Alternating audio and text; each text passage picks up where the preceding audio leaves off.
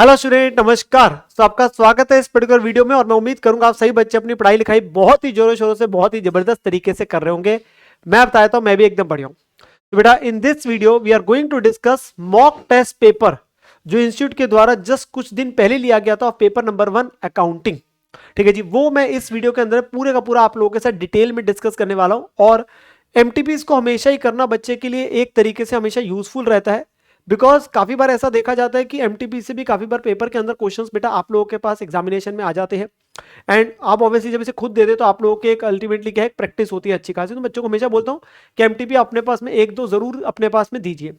However, before I start, मैं एक चीज और बोलना चाहूंगा। इसी वीडियो के बेटा डिस्क्रिप्शन में आप लोगों को एक प्लेलिस्ट का लिंक भी मिल जाएगा, जहां पर सारे के सारे मैराथन की जो वीडियोस है आप लोग का 100% सिलेबस जो कवर्ड है वो वाली वीडियोस है, आरटीपी की वीडियोस है, पीवाईक्यू की वीडियोस है, तो वो एक ही प्लेलिस्ट में आप लोगों के लिए कवर्ड है, जो आप लोगों के लिए हमेशा बेनिफिशियल रहती है। सो चलिए मेरे प्यारे बच्चों, स्टार्ट करते हैं। ये बिल्कुल आपके पास बेटा ऑन द सेम पैटर्न होता है जैसे आप लोगों का मेन एग्जामिनेशन आता है। नो, ये पेपर वैसे इंस्टीट्यूट के द्वारा लिया गया था 20 दिसंबर को। ठीक है जी। And paper number 1 accounting foundation course. हमारे पेपर के अंदर बेटा पहला क्वेश्चन क्या होता है, हमेशा कंपलसरी होता है और बाकी आपको ओवरऑल चॉइस होती है। So there are basically question, each question of 20 marks. ठीक है जी। पहला क्वेश्चन कंपलसरी जिसके अंदर ट्रू फॉल्स होंगे और कुछ छोटे छोटे क्वेश्चन होते हैं, और बाकी पेपर में ओवरऑल चॉइस होते हैं, 5 में से कोई 4 करने होते हैं। सो पहला जो क्वेश्चन है वो कंपलसरी वाला बेटा, उसके अंदर फर्स्ट पार्ट क्या है, state with reasons whether the following statements are true or false. तो हमें बताना है कि स्टेटमेंट सही है कि गलत, वो ट्रू फॉल्स का 6 स्टेटमेंट्स होती है, 2-2 नंबर की, एक 12 नंबर का क्वेश्चन है। एंड यहाँ पे सबसे पहला क्या है, कहती है claim that an enterprise is pursuing through a legal process where the outcome is uncertain is contingent liability. बेटा आपको लगेगा आउटकम अनसर्टेन है तो ऑब्वियसली आप कंडीशनल एबिलिटी, बट यहाँ पे हमने क्लेम का मतलब हमने किसी के ऊपर दावा रखा हुआ है, किसी ने हमारे अगेंस्ट में कोई ऐसा नहीं कोर्ट में केस कर रखा है कि मैं उसकी कंडीशनल एबिलिटी की बात करूं, आउटकम अनसर्टेन है। हमने किसी के अगेंस्ट में दावा किया। तो हम बोलते हैं ना, कंपनी के केस में कस्टमर ने दावा दिया तो कंपनी के लिए वो शायद कंडीशनल एबिलिटी है। कस्टमर के लिए क्या है, जिसने दावा किया उसने क्लेम करा है, लीगल प्रोसेस अभी चल रहा है, कोर्ट में कार्रवाई चल रही है, पता नहीं है क्या होगा, तो बेटा कॉन्टिजेंट एसेट हो गया। यहाँ हमारे अगेंस्ट में नहीं है, हमने किसी के अगेंस्ट में किया हुआ है, तो कॉन्टिजेंट एसेट हो गया, स्टेटमेंट फॉल्स होगी, स्टेटमेंट इज फॉल्स। तो क्लेम जो है आपके पास में वो कॉन्टिजेंट एसेट कहलाया जाता है, ना कि कॉन्टिजेंट एबिलिटी है। ठीक है ना। सेकंड क्या है बेटा आपके पास में, if the effect of the errors committed cancel out the errors will be called compensating error. बिल्कुल बात सही है। तो the trial balance will disagree. ओहो नहीं जी, ट्रायल बैलेंस से एग्री करता है। कंपनसेटिंग एरर क्या, 2 गलतियां करी, एक गलती ने दूसरी गलती को कंपनसेट कर दिया, तो अब उस केस में उसे कंपनसेटिंग बोलते हैं। बट ट्रायल बैलेंस तो मैच ही कर जाएगा, आपको ये थोड़ी ना कि आपके पास फर्क रह गया कोई चीज का, सिंगल साइडेड एरर थोड़ा ना। तो यहाँ पे आपका ट्रायल बैलेंस एग्री कर जाएगा, स्टेटमेंट अगेन फॉल्स होगी। स्टेटमेंट अगेन क्या होगी, फॉल्स होगी, ट्रायल बैलेंस क्योंकि एग्री कर जाता है इस केस में। ठीक है ना, वही स्टेटमेंट लिखनी है, साथ में लास्ट में लिख देना ट्रायल बैलेंस विल एग्री, इसलिए स्टेटमेंट फॉल्स है। अगला क्या है, stock at the end if appears in the trial balance is taken only to the balance sheet. Closing stock अगर ट्रायल बैलेंस में दिया होता है तो सिंगल इफेक्ट, और सिंगल इफेक्ट सिर्फ क्या होगा, बैलेंस शीट में, क्योंकि एंट्री ऑलरेडी डल चुकी है तभी तो ट्रायल बैलेंस में दिख रहा है। तो परचेज जो होती है वो एडजस्टेड परचेज कहलाई जाती है। अब ट्रेडिंग में नहीं आता क्लोजिंग, अब सीधा बैलेंस शीट में जाता है। बिल्कुल सही बात है, ट्रू होगी स्टेटमेंट ये वाली, तो दिस इज एब्सोल्युटली ट्रू। तो अगर वो ट्रायल बैलेंस में दिख रहा है तो डिपिक्ट की वन एस्पेक्ट डबल एंट्री का हो चुका है, तो वो कहाँ दिखेगा, सिर्फ और सिर्फ बैलेंस शीट में। ठीक है ना। Then next, reissue of forfeited shares is allotment of shares not a sale. ये मैं बहुत स्पेसिफिकली बच्चों को हमेशा बोलता हूँ, जब भी हम इशू री इशू वाला चैप्टर करते हैं फॉरफिचर ऑफ शेयर्स का, तो वहां बोला जाता है कि री इशू जो है बेटा वो अलॉटमेंट नहीं है, पहले हो चुकी है, ये तो उसी को दोबारा कर रहे हो, तो ये सिर्फ एक मेयर सेल है, ये मेरे सिर्फ एक सेल है, ये अलॉटमेंट नहीं है, तो स्टेटमेंट फॉल्स है, स्टेटमेंट फॉल्स है। बड़ा पॉपुलर सा ट्रू फॉल्स है इंस्टीट्यूट का। तो ये merely a share available to the company आपके पास फॉर सेल है, और ये आपके पास अलॉटमेंट नहीं होती है, सिर्फ एक सेल होती है, क्योंकि अलॉटमेंट तो पहले हो चुकी थी। ठीक है ना। नेक्स्ट क्या है बेटा, यहाँ पर में both revenue and capital nature की ट्रांजेक्शन्स रिकॉर्ड करी जाती है रिसीट एंड पेमेंट। बिल्कुल सही बात है, सब्सक्रिप्शन के पैसे आए वो भी आएंगे, कोई लोन लिया वो भी आएगा, सैलरी पे करी वो भी आएगा, कोई मशीनरी खरीदी, फिक्स एसेट खरीदा वो भी आएगा।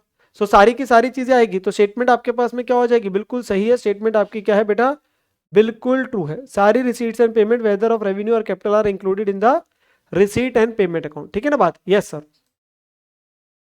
Now moving to the next one बेटा, तो नेक्स्ट है, since the company has existence independent of its members it continues to be in existence despite the death, insolvency और चेंज ऑफ मेंबर्स। कहते हैं जी कंपनी की एग्जिस्टेंस होती है, हम अपने बात करते हैं परपेचुअल एग्जिस्टेंस की, उसको लेके पॉइंट आ रहा है। इंडिपेंडेंट तो कंपनी अलग है, ऑब्वियसली मेंबर्स अलग है। तो कहते हैं कंपनी एग्जिस्टेंस में रहेगी चाहे किसी मेंबर की डेथ है, तो मेंबर्स में come, members may go, but companies continues forever. ठीक है ना। तो यहाँ पे बिल्कुल परपेचुअल सक्सेशन का पॉइंट है, तो बिल्कुल सही बात होगी, मेंबर्स के होने ना होने आपके मेंबर जा रहा है, कंपनी की उसमें कोई फर्क नहीं पड़ता। तो बिल्कुल स्टेटमेंट आपके ट्रू है। तो वही चीज आपके पास में लिखनी है, बिल्कुल सेम लाइन ही आनी है इसमें। ट्रू में तो क्या आप चेंज कर देंगे, ठीक है ना, वो सेम बात आनी है। देन अगला आ रहा है बेटा, distinguish between money measurement concept and the matching concept. बेटा कई डिफरेंसेस ऐसे आते हैं जो हम बुक वगैरह में भी आप लोगों को दिए जाते हैं, जहां पे विजा विज आपके करा जाता है, मतलब दोनों को कंपैरेटिव है, ठीक है ना। आप टेबल बना के लिख लेते हैं, पहले का एक पॉइंट दूसरा पॉइंट। यहाँ पे ऐसे होते हैं कई बार ये इस तरीके के आते हैं जहाँ पे आपस में नहीं है कंपेरेबल, तो आप दोनों को इंडिविजुअली एक्सप्लेन कर दीजिए, तो दो दो मार्क्स के हिसाब से हो जाता है। मनी मेजरमेंट क्या होता है कि मॉनिटरी ट्रांजेक्शन जो है वो आपके किताब में रिकॉर्ड करी जाती है, सिर्फ उन्हीं को हम रिकॉर्ड करते हैं जिन्हें मनी में कंसर्ट कर सकते हैं। Only those transactions which can be measured in terms of money are recorded, since money is the medium of exchange and standard of economic value. तो ये कहते हैं दो ट्रांजेक्शन सिर्फ जो capable of measure in terms of money है उसे record किया जाता है, सिर्फ मॉनिटरी ट्रांजेक्शन रिकॉर्ड करते हैं, नॉन मॉनिटरी हम रिकॉर्ड नहीं करते। वो मनी मेजरमेंट कॉन्सेप्ट आपके पास बोलता है। तो जो cannot be express in terms of money उसे रिकॉर्ड नहीं करते, नॉन मॉनिटरी को, ठीक है ना। एग्जाम्पल देना चाहते हो आप दे सकते हो, भाई गुड्स खरीदे, हमने सेल करी, हमने सैलरी पे करी, पैसा है तो दिख जाएगा। इंप्लॉई मेरा ऑनेस्ट है, किसी इंप्लॉई की डेथ होगी, वो ऑब्वियसली नॉन मॉनिटरी उसे रिकॉर्ड नहीं करेंगे, इंप्लॉई ऑनेस्ट है, ठीक है। अच्छा, मैचिंग कॉन्सेप्ट क्या बोलते हैं, हमारा रेवेन्यू कमाने के लिए जो भी खर्चे उसके लिए इंकर करेंगे वो सारे डाले जाएंगे as per the matching concept, ठीक है ना। तो all the expenses match with the revenue of that period should only be taken into consideration in the financial revenue. एक रिकॉग्नाइज करा जा रहा है तो खर्चे related to earn that revenue should also be, revenue जिस पीरियड का डाल रहा है उसको कमाने के लिए जो खर्चे डाले गए वही आगे। Only because of this fact हम यही तो बोलते हैं कि क्लोजिंग स्टॉक आपका जो आता है वो ट्रेडिंग में दिखता है। अगर मैंने 1000 यूनिट्स खरीदे और बेचे सिर्फ 600 units, I cannot compare the cost of 1000 units with the sale value of 600 units. मैं 400 यूनिट्स तो बच के उसकी क्लोजिंग स्टॉक डालूंगा, तभी तो वो ट्रेडिंग में इफेक्टिवली 600 यूनिट्स की कॉस्ट बुक होगी वर्सेस 600 यूनिट का सेल प्राइस है, तभी तो प्रॉफिट आएगा। तो that is the matching concept जो आपके पास लागू किया जाता है, ठीक है ना। तो दोनों को बताया जा रहा है। अगला क्या है, following are the details of the spare parts of a chemical mill. Information दे रहा है बेटा, डेट, ओपनिंग वगैरह कुछ ट्रांजेक्शन दे रहा है। कह रहा है इन्वेंट्री की वैल्यू निकालिए 31 मार्च की। अगर कंपनी क्या फॉलो करती है, वेटेड एवरेज मेथड फॉलो करती है, तो वेटेड एवरेज, तो यहाँ पे वो टेबल बन जाएगा, डेट वाइज दे रहा है, रिसीट इशू बैलेंस करके। तो एक एक करके हम डालते रहेंगे बेटा यहाँ पे। तो आपका कॉलम्स आ जाते हैं रिसीट, इशू और बैलेंस। क्लोजिंग स्टॉक आपको बताना है, यहाँ पे निकालना है, तो वो उसके लिए टेबल बन जाता है पूरा। डेट आ जाती है सबसे पहले। तो यहाँ पे सबसे पहले क्या देखो, हमारे को क्वेश्चन में 1 जनवरी को ओपनिंग में तो नीली ही है, तो ये ओपनिंग तो नीली दे रखा है आपको क्वेश्चन के अंदर में, ठीक है जी। 1 जनवरी को बैलेंस इज नील, वो नील है, उसको नहीं भी दिखाओगे चलेगा, that is not a problem.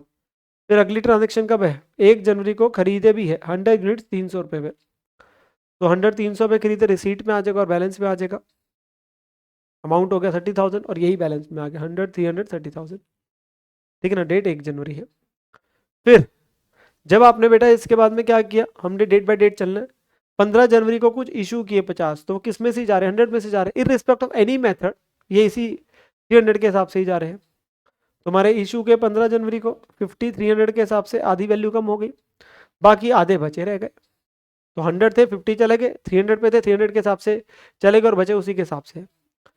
जब दोबारा खरीदोगे तो एवरेज कॉस्ट पर यूनिट आपकी चेंज होती है। तो अब 1 फरवरी को दोबारा खरीदे 200 यूनिट्स कितने पे, 400 पर यूनिट पे।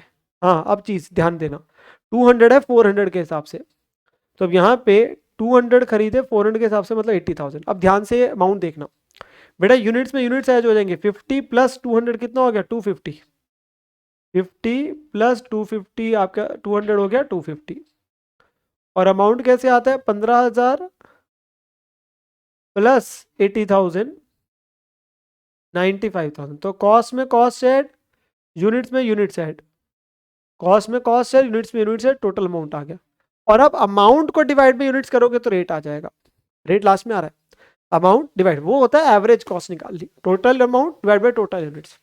अब जो भी इशू होंगे जब तक दोबारा नहीं खरीदोगे वो आपका इसी प्राइस के हिसाब से 380 के हिसाब से निकलता रहेगा। तो अगर आप देखोगे तो एक बार 15 फरवरी को गए 100 और फिर 20 फरवरी को भी 100 इशू है, दोनों किसके हिसाब से आएंगे, 380 के हिसाब से। तो यहाँ पर में हमने करना है क्या बेटा, 100 गए 380 के हिसाब से, तो बचे रह गए 380 के हिसाब से, फिर 100 गए 380 के हिसाब से, तो बचे रह गए 50 380 के हिसाब से, बस सिंपल। मेन होता है जब खरीदा है तो आप कैसे कर रहे हैं, वो होता है average cost. FIFO is separate, FIFO होता है जो पहले है वो पहले जाएगा, तो वो अलग चलता है, ठीक है ना।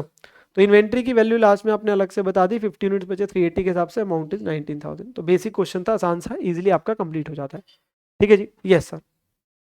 देन अगला बेटा अब आपके पास आ रहा है सेकंड क्वेश्चन, जिसके अंदर में फर्स्ट पार्ट जो है वो कह रहा है before the preparation of trial balance, trial balance के बनने से पहले कुछ एरर्स का पता चला in the books of Saraswat and sons, entries डाल दीजिए टू रिकॉर्ड देम। तो आपके पास में उसने क्या बोला, हमारे पास क्वेश्चन के अंदर में ट्रायल बैलेंस के बनने से पहले बोल रहा है रेक्टिफिकेशन, तो दैट मींस डायरेक्ट रेक्टिफिकेशन। अगर सिंगल साइड हो तो सिंपल बोलेंगे इसको डेबिट करो क्रेडिट करो, एंट्री आ रही है तो एंट्री हो जाएगी।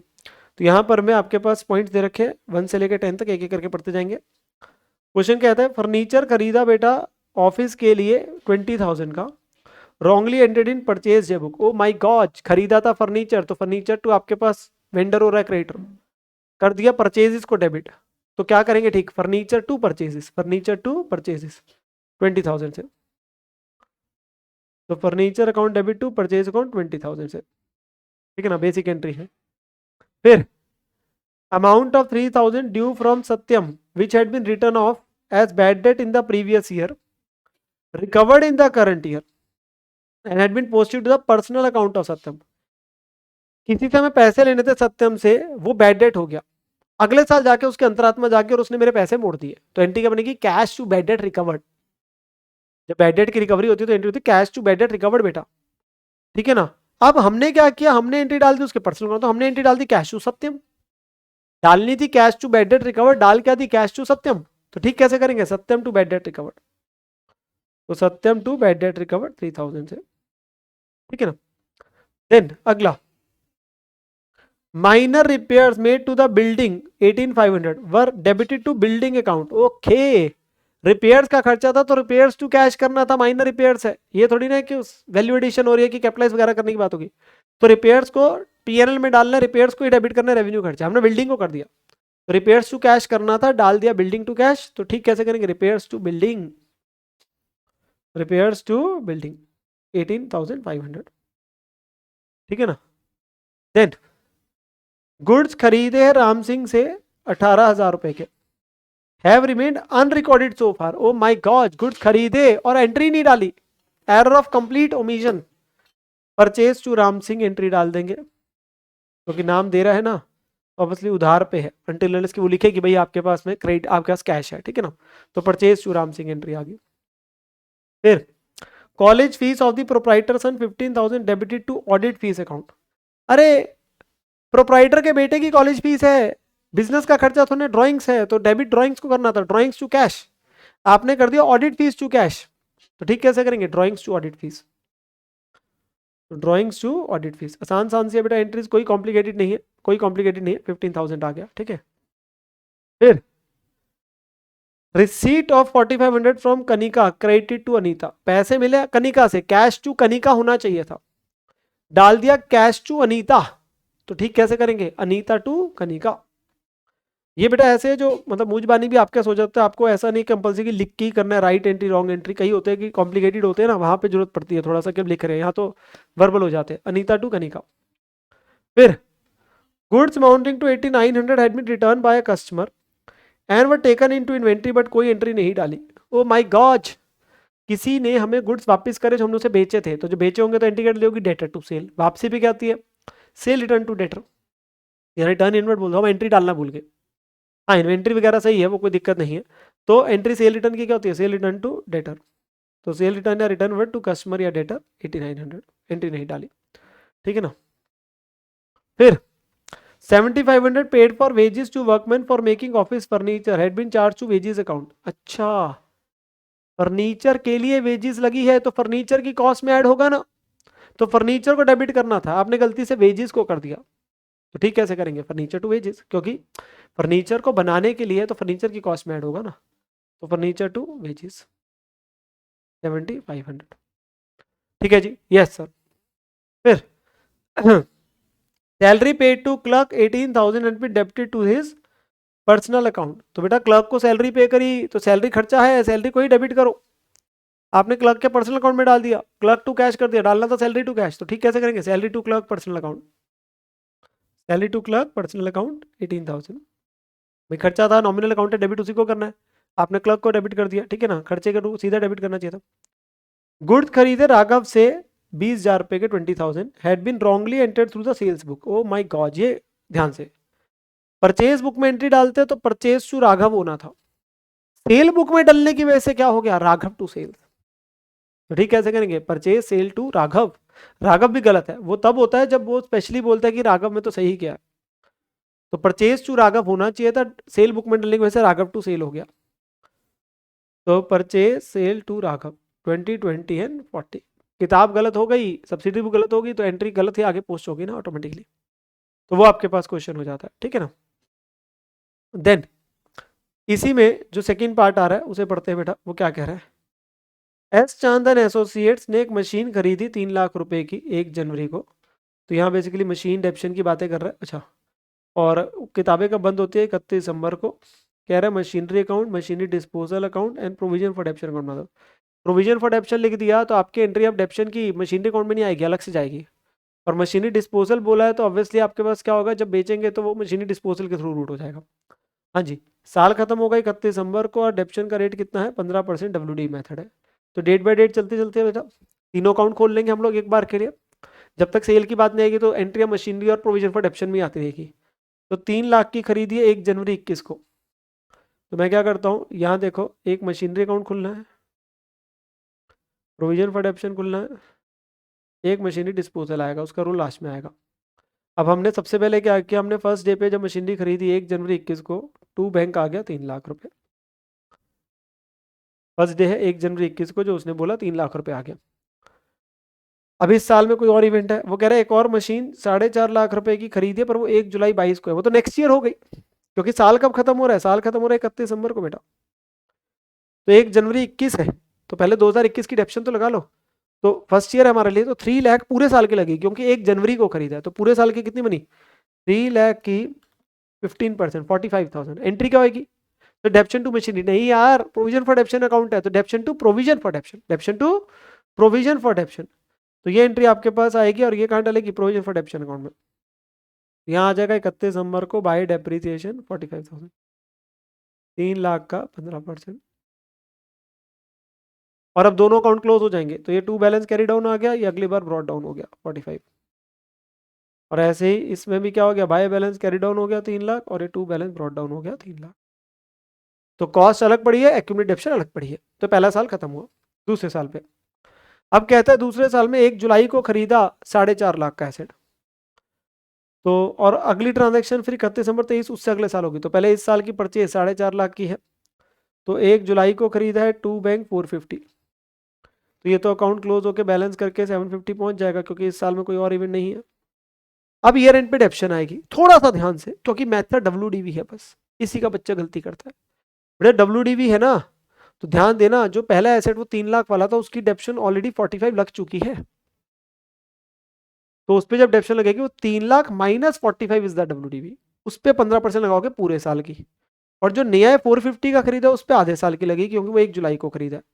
तो जो आपके पास है मशीनरी जो खरीदी है आपके पास, उस पर तो 450 पे 15% 6 महीने की आएगी 33,750। और जो पहले वाली थी उस पर फर्स्ट ईयर की तो इतनी थी, अब सेकंड ईयर की माइनस करके आएगी ना, 255 कैसे आया, WDV है तो 3 लाख, पहले साल की कॉस्ट थी 45,000, डेप्रीसिएशन है, तो 255 पे लगेगा 15%, 38,250। तो इस साल की जो मशीन 1 है उसकी डेप्शन बनी 38,250, और जो मशीन 2 है उस पर आधे साल की लगी, क्योंकि वो 1 जुलाई को खरीदा 33,750।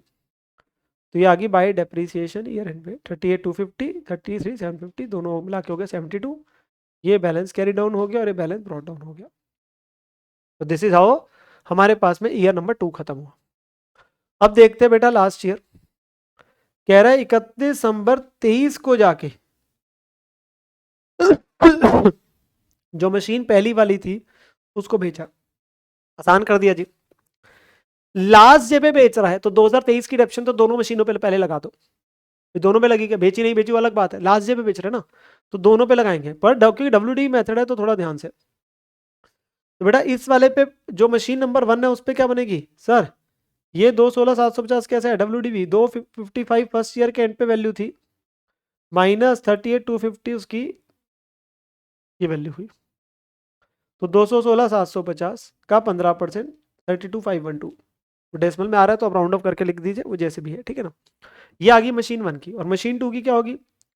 450 पहले साल कॉस्ट थी, माइनस 33,750 उसकी 6 महीने की जो पिछले साल की डेप्शन थी, तो उसकी वैल्यू बनी 416,250, उस पर 15%, तो 62,438।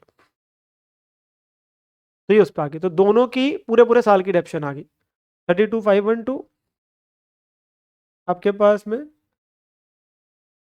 और 62,438 आप इकट्ठे भी लिख सकते हैं क्योंकि सेम ही डेट पे है, सेम ही डेट पे। अब क्या करना है? अब जब एसेट बेचा, मशीनरी 1 बेची, 2 नहीं, 1 वाली बेची, तो कॉस्ट से कॉस्ट बाहर निकाल लो, एक्यूमुलेट से एक्यूमुलेट बाहर निकाल लो। पहले कॉस्ट से कॉस्ट बाहर निकालेंगे तो क्या बनेगी? कॉस्ट कितनी थी? वो मशीनरी डिस्पोजल में जाएगी, यहाँ पड़ी है 3 लाख, तो वो इधर मशीनरी डिस्पोजल में ट्रांसफर होकर आ गई 3 लाख। और उसकी एक्यूमुलेटेड कितनी है देख लो, काउंट कर लो। 45 पहले थी, फिर 33,750 आपके पास थी कि 38,250? 38 ये तीनों है ना, इन तीनों को ऐड कर लो, सिंपल सी बात है।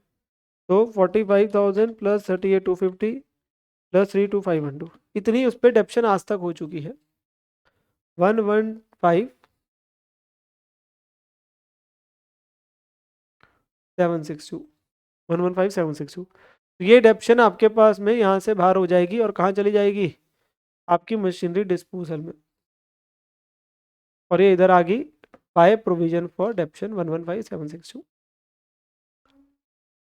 और बेचा कितने में? उसने कहा सर बेचा है हमने कितने में? 1,50,000 पे, तो बाय बैंक, और बाकी आपका प्रॉफिट लॉस, तो लॉस आ गया। इजी। तो ये खत्म हो गया। अब कॉस्ट में कॉस्ट बची रहेगी, डेप्शन में डेप्शन बची रहेगी। तो कॉस्ट में क्या बची रहेगी? कॉस्ट जो एसेट 4.5 लाख का तो बैलेंस आ गया, वो खत्म हो गया अकाउंट। और डेप्शन में जो सेकंड एसेट है 450 वाला, उसकी डेप्शन बची रह गई। आप ये भी चेक कर सकते हो। कैसे चेक कर सकते हो? देखो, ये उस एसेट की डेप्शन है, तो 33,750 उसकी पहले साल की थी, ठीक है ना, इन दोनों को कर लीजिए, और 62,438 सेकेंड ईयर की, क्योंकि जो मशीन 1 थी वो वाली तो खत्म ही होगी ना, उसकी तो निकल गई, वो तो खत्म ही हो गया एसेट। जब एसेट ही नहीं रहा तो क्या रहेगी? उसकी कॉस्ट और डेप्शन, ठीक है ना। तो ये आपके पास में क्या होता है? खत्म हो जाता है बेटा क्वेश्चन। अगर आप कॉन्सेप्चुअली कर रहे हैं, कॉन्सेप्ट क्लियर है, फिर तो दिक्कत ही नहीं होगी। यहाँ तो क्वेश्चन ने आपके लिए आसान कर दिया, कोई ऐसा नहीं बहुत ज्यादा महीने वगैरह और इसकी कंफ्यूजन वगैरह क्रिएट कर रहा है, कुछ भी नहीं ऐसा किया। हाँ, बस WD मेथड है, थोड़ा सा ध्यान से करना पड़ता है, वहां गलती बच्चा करता है। स्ट्रेट लाइन में वो भी इजीली हो जाता है, ठीक है ना। तो क्वेश्चन आपका कंप्लीट हो जाता है। देन मूविंग टू द बेटा नेक्स्ट क्वेश्चन, कहते हैं third question, PQRNS carry on कर रहे बिजनेस इन पार्टनरशिप जिनके बीच में प्रॉफिट लॉस की रेशियो है 4:3 to 1, decided to dissolve the partnership on the basis of the following balance sheet on 30th April 2024। बेटा डिसोल्यूशन का क्वेश्चन है पार्टनरशिप के अंदर में। 4 पार्टनर से रेशियो दे रखे हैं, इनकी बैलेंस शीट दे दी आपको, यहाँ पे बता रहा है एसेट कितने कितने बिके हैं, डिसोल्यूशन का खर्चा बता दिया, कुछ क्रेडिटर्स को पे करना पड़ा, आर इंसॉल्वेंट हो गया और कुछ रियलाइज नहीं हुआ। ओ इंसॉल्वेंसी भी आ गई, तो गार्नर वर्सेस मरे याद आ जाना चाहिए, इंसॉल्वेंसी है तो उसका रोल आएगा। कह रहे हैं applying the principles laid down in Garner versus Murray, क्या क्या बना दो? रियलाइजेशन, पार्टनर कैपिटल और कैश। तो आपका आसान क्वेश्चन है, हाँ, बट किया हुआ है, बिल्कुल डिटो किया हुआ है आपके साथ लेक्चर्स में भी, ठीक है ना, मैराथन में, लेक्चर्स में, बच्चों के साथ में। तो आपके साथ बेटा क्वेश्चन को देखते जरा। सबसे पहले क्या करते हो बेटा, जब भी डिसोल्यूशन का क्वेश्चन आएगा, चाहे नॉर्मल है चाहे चलो गार्नर वर्सेस मरे आ रहा है, वो तो लास्ट में रोल प्ले करता है इंसॉल्वेंसी का। आपको सबसे पहले तो बैलेंस शीट ट्रांसफर करनी है, इवेंट जो दे रखे वो करो, ठीक है ना। तो उसके लिए क्या बन जाएगा? रियलाइजेशन अकाउंट बनाना है, पार्टनर कैपिटल है, ये आपका रियलाइजेशन अकाउंट आ गया, ये पार्टनर कैपिटल अकाउंट है, और ये कैश अकाउंट है। पहले तो चीज़ें ट्रांसफर कर दो बुक वैल्यूज, पहले क्या ट्रांसफर कर देंगे? Book values. तो बुक वैल्यूज में क्या? लैंड बिल्डिंग 246 है, furniture fixture 65, stock 1 lakh, debtor 72,500, ये चारों एसेट आ जाएंगे बुक वैल्यू पे। कितने बिके वो नहीं, बुक वैल्यू। बुक वैल्यू मतलब किताब में कितने के दिख रहे हैं? 246, 65, 1 लाख और 72,500, ये चारों यहाँ पे मैंने ट्रांसफर कर दिए, ठीक है ना। और इस वाली साइड से इन दोनों की कैपिटल भी यहीं से एक बार में डाल दूं। पी और क्यू की कैपिटल है 216 और 144, 216 और 144 की आपकी कैपिटल है। तो ये दोनों की कैपिटल आ जाएगी 216 और 144। ठीक है जी, तो बाय बैलेंस ब्रॉट डाउन आ गया। ठीक है जी, ये दोनों ही कैपिटल आ गई। फिर अगले पेज पे देख लेते हैं एक बार आइटम जो है, और कैश पड़ा है, ये कैश अकाउंट में दिख जाएगा 15500, ये कैश अकाउंट में आ गया 15500 बेटा। तो टू बैलेंस ब्रॉट डाउन 15500 आ गया। फिर आपके पास में क्या है बेटा, देखो फिर आपके पास में उसने क्या दे रखी है चीज, कैपिटल ओवरड्रॉन है आर और एस की, मतलब नेगेटिव जो इनकी कैपिटल दे रखे है, डेबिट बैलेंस है, तो उनके कैपिटल में चला जाएगा 106। तो ये कैपिटल अकाउंट में आ गया उनके 106 का, टू बैलेंस ब्रॉट डाउन हो गया। और बाकी आपके पास लाइबिलिटीज दे रखी है दो, कितना कितना, क्रेडिटर 36, लोन 110। तो 36 और 110 आपका रियलाइजेशन में आ गया, 36,000 और 1,10,000। एक बार के लिए पहले बैलेंस शीट भेज दी सारी की सारी रिस्पेक्टिव जगहों में। एसेट और आउटसाइड लायबिलिटीज यहाँ पे, कैश कैश अकाउंट में, कैपिटल और अगर कोई रिजर्व सरप्लस लॉसेज होते तो कैपिटल अकाउंट में। ठीक है ना। अब देखो आगे बढ़ते हैं, एसेट कितने कितने बिके, तो चारों एसेट बिके, बाय कैश आ जाएगा 230, 42, 72, 65। तो बाय कैश करके दिख जाएगा, चारों की वैल्यूज डाल दो। ठीक है ना, तो बाय कैश अकाउंट आ गया, चारों की वैल्यूज डल। और साथ के वैसे तो आइडियली इनर कॉलम में दिख के टोटल बाहर होना चाहिए, और ये साथ ही कैश अकाउंट में भी आ जाएगा। टू रियलाइजेशन एक ही वैल्यू आनी चाहिए, यहाँ पे वो इंडिविजुअली करके लिखा हुआ है, डज नॉट मेक सेंस, वो आपका टाइम ही खराब है, आप सीधा एक ही बार में डाल दो, क्योंकि एंट्री तो कैश टू रियलाइजेशन है ना, वो तो इनर कॉलम की बात है, तो आइडली वो इनर कॉलम में डल के टोटल बाहर होना चाहिए, ताकि वो एक ही बार वैल्यू दिखे बाहर आउटर में। ठीक है, तो चारों एसेट तो बिक गए।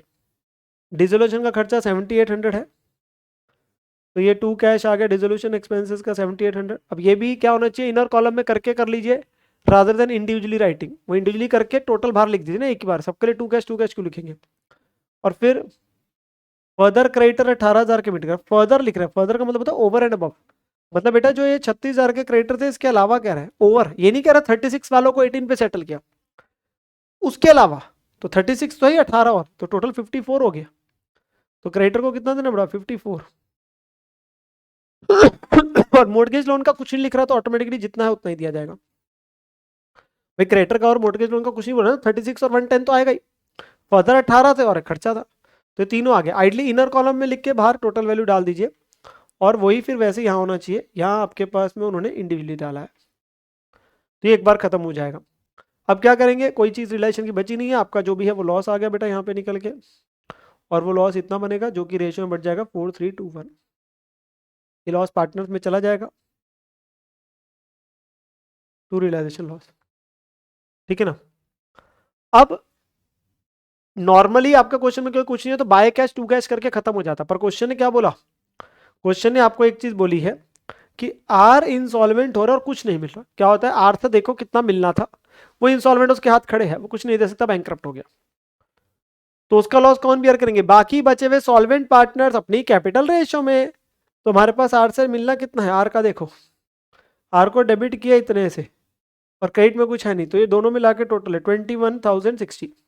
कौन बियर करेंगे, बाकी बचे पार्टनर्स कैपिटल रेशियो, और कैपिटल रेशियो क्या लेंगे, ये पर इसकी तो खुद की नेगेटिव है, तो क्या ये आप कैसे करेगा, इसमें रिजर्व्स ऐड करके वगैरह लेते हैं, वो यहाँ पे है नहीं कुछ, तो ये तो बेटा भारी हो गया, एस तो भारी हो गया भाई, तू अपने पैसे लिया वही बहुत है, तो कहाँ किसी की इंसॉल्वेंसी बियर करेगा, तो तेरा तो खुद का नेगेटिव है, तो अपने लिया। ठीक है ना, तो कौन बियर करेंगे, पी और क्यू, सिर्फ किस रेशियो में, कैपिटल रेशियो में। तो आपके पास में जो लॉस है 21,060 का, वो आगे लिखा होगा, सॉल्वेंट पार्टनर्स को बियर करना है इन कैपिटल रेशियो, और कैपिटल रेशियो में एस चाहे सॉल्वेंट पार्टनर्स है बट वो नहीं लेके आ सकता क्योंकि उसका खुद का डेबिट बैलेंस है, तो रेशियो बनी 3:2 ये वाली, तो इतना इतना बियर कर लेंगे दोनों। तो पी और क्यू को इतना कम दिया जाएगा क्योंकि वो आर की लॉस की भरपाई कर रहे हैं, कहने का मतलब यही हुआ ना भाई, बियर करने का मतलब क्या है कि उनको इतना कम दिया जाएगा। तो यहां पर में ये दोनों डेबिट हो गए, पी और क्यू, और ये क्रेडिट हो गया।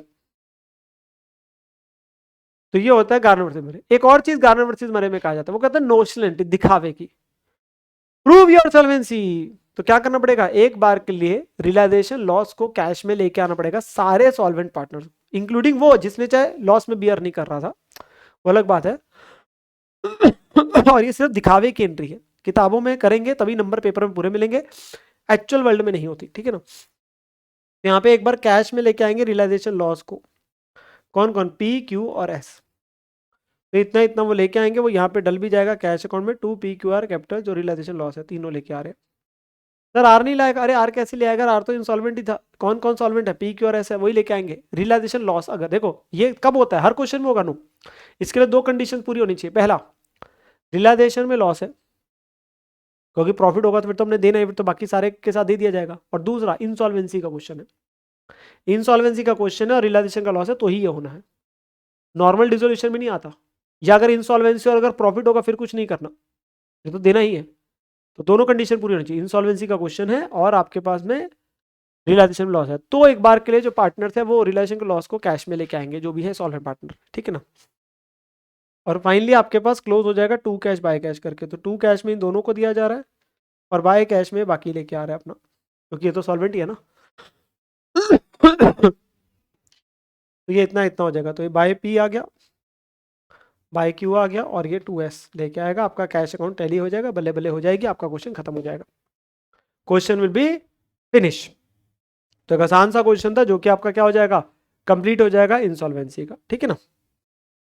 देन अगला क्वेश्चन देखते बेटा हम लोग, इसमें बी पार्ट जो आ रहा है, कह रहा है मिस्टर दिलीप फर्निश कर रहा है following trial balance and some other information.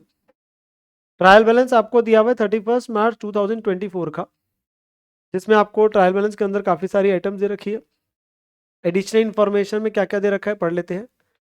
एक तो इन्वेंट्री है, ईयर एंड की क्लोजिंग स्टॉक दे दिया, एक फर्नीचर पे डेप्शन, बस दो ही एडजस्टमेंट है, ज़्यादा ही नहीं, क्लोजिंग स्टॉक और डेप्शन। बताओ, कह रहे ट्रेडिंग अकाउंट बना दो, पीएल अकाउंट बना दो और बैलेंस शीट बना दो ईयर एंड पे। Final accounts of sole proprietor का क्वेश्चन है, दो ही एडजस्टमेंट से, ज़्यादा ही नहीं। क्लोजिंग स्टॉक और डेप्शन, क्लोजिंग स्टॉक के दो इफेक्ट, एक ट्रेडिंग एक बैलेंस शीट, डेप्शन का एक डेप्शन खर्चा पीएल में और एक बैलेंस शीट में एसेट में से माइनस, वो हमें पता है, बाकी चीज़ों का सिंगल इफेक्ट है, ठीक है ना। तो हम यहाँ पे फाइनल अकाउंट जब बनाना शुरू करेंगे बेटा, तो हमारे पास एक बार फॉर्मेट में चीज़ें आ जाएगी, एक ट्रेडिंग अकाउंट बनना है, वो अलग से दिखा दिया, एक पीएल अकाउंट बन रहा है और एक बैलेंस शीट बन रही है। तो ट्रेडिंग अकाउंट से आप लोग शुरू कर लेते हैं, ओपनिंग स्टॉक, परचेजेस, सेल्स वगैरह देखना शुरू कर देते हैं। तो ओपनिंग स्टॉक कितना है, 330। तो ओपनिंग स्टॉक हम लोग डाल देते हैं बेटा यहाँ पर में, टू ओपनिंग स्टॉक 330। देन आपके पास क्या आ जाएगी, परचेजेस निकल के आ जाएगी, तो परचेज को हमने डालना है यहाँ पर में। तो परचेज कितनी है, 1290 की। क्या रिटर्न वगैरह है कुछ, हाँ रिटर्न ये रही, तो रिटर्न इसकी वाली कौन सी होगी, क्रेडिट वाली, वो है 1290 में से 36 माइनस हो जाएगा। तो 1290 में से 36 की रिटर्न माइनस होके वो आ गया 1254। फिर कोई डायरेक्ट एक्सपेंस है हमारे पास, वो देख लेते हैं बेटा। तो फ्रेट इनवर्ड का डायरेक्ट एक्सपेंस है 120 का, वो आ जाएगा, और तो कोई नहीं है। 120 का फ्रेट इनवर्ड का डायरेक्ट एक्सपेंस आपके पास आ गया। फिर सेल्स और सेल रिटर्न दे रखी है हमारे को क्वेश्चन के अंदर में, वो दोनों चीज़ें डल जाएगी, सेल और सेल रिटर्न। तो सेल कितनी है, 2910 और रिटर्न है 60। 2910 में से 60 माइनस हो जाएगा, बेसिक क्वेश्चन है, ठीक है ना। 2910 में से 60 माइनस हो गया और आपके पास ये आ गया। और फिर क्लोजिंग स्टॉक हमारे पास क्या है, एडजस्टमेंट्स में दिया हुआ था, कितना दिया है, 540। तो क्लोजिंग स्टॉक के दो इफेक्ट कौन कौन से आ गए आपके पास, 540 यहाँ पे आ गया और एक बैलेंस शीट में दिख जाएगा, दोनों इफेक्ट हो गए साथ के साथ। और अब आपका कुछ नहीं बचा, तो आपका क्या निकल जाएगा, जीपी बैलेंसिंग फिगर 16,86,000, 16,86,000। और ये जीपी आपका ब्रॉड डाउन हो गया 1686, ठीक है ना। अब बाकी चीज़ें देखनी शुरू कर देते हैं। पहले चाहे एडजस्टमेंट वाला कर लेते हैं, फर्नीचर पे डेप्शन है 15%। तो फर्नीचर कितने का है देखो, ये रहा 10,50,000, तो 10,50,000 का 15%, 157,500। तो डेप्शन जो है ये फर्नीचर वाली आ गई 157,500। और सेकंड इफेक्ट क्या होगा सर, एसेट बैलेंस शीट में से कम होकर दिख जाएगा, तो नेट आ गया। तो एडजस्टमेंट दोनों हमारी कंप्लीट हो गई, ठीक है ना। फिर अब बाकी खर्चे वगैरह देख लेते हैं, जो भी दे रखे हैं आपको। सैलरीज है 630, एडमिन खर्चे है 450, तो दोनों डल जाएगा 630 और 450, वो दोनों हम लोग दिखा देते हैं, 630 और 450, ठीक है जी। फिर और क्या चीज़ें दे रखी है बेटा? डिस्काउंट अलाउड और डिस्काउंट रिसीव्ड है 57 और 27, वो डल जाएगा 57 27 का। डिस्काउंट अलाउड और डिस्काउंट रिसीव्ड जो है 57 और 27, यहाँ तक आपके पास चीज़ें हो गई। Yes sir. फिर आपके पास में उसने क्या दिया हुआ है, खर्चा एक बैड डेट का भी है 15,000, तो बैड डेट का खर्चा भी आ गया 15,000, जो कि हमारे पास आ गया बैड डेट 15। कोई और चीज़ है नहीं तो नेट प्रॉफिट आ जाएगा बैलेंसिंग फिगर, जो कि यहाँ कैपिटल में ऐड हो जाएगा, कैपिटल में ऐड हो जाएगा। बाकी चीज़ें देखो एक एक करके अभी। तो हमारे क्वेश्चन में बाकी चीज़ें क्या क्या है सर? कैपिटल है 1950 की, तो कैपिटल आ गई 1950 की बेटा एक बार के लिए। तो 1950 कैपिटल डल जानी आपकी, और ये टोटल कैपिटल हो गई, ठीक है ना। फिर इसके अलावा और क्या दे रखा है हमारे पास में? डेटर, क्रेडिटर, कैश, बैंक, ये चीज़ें देख लेते हैं। तो ट्रेड रिसीवेबल, ट्रेड पेबल दे रखा है 630 और 570, वो दोनों आ जाएंगे 630 और 570, ये दोनों चीज़ें डल जाएगी आपके पास में जो है। तो 630 के ट्रेड रिसीवेबल आ गए, ट्रेड पेबल 570 के आ गए। फिर एक पॉइंट छोटा सा है वो डिस्कस करने वाला है, जो हमने ऑलरेडी लेक्चर्स में किया होता है।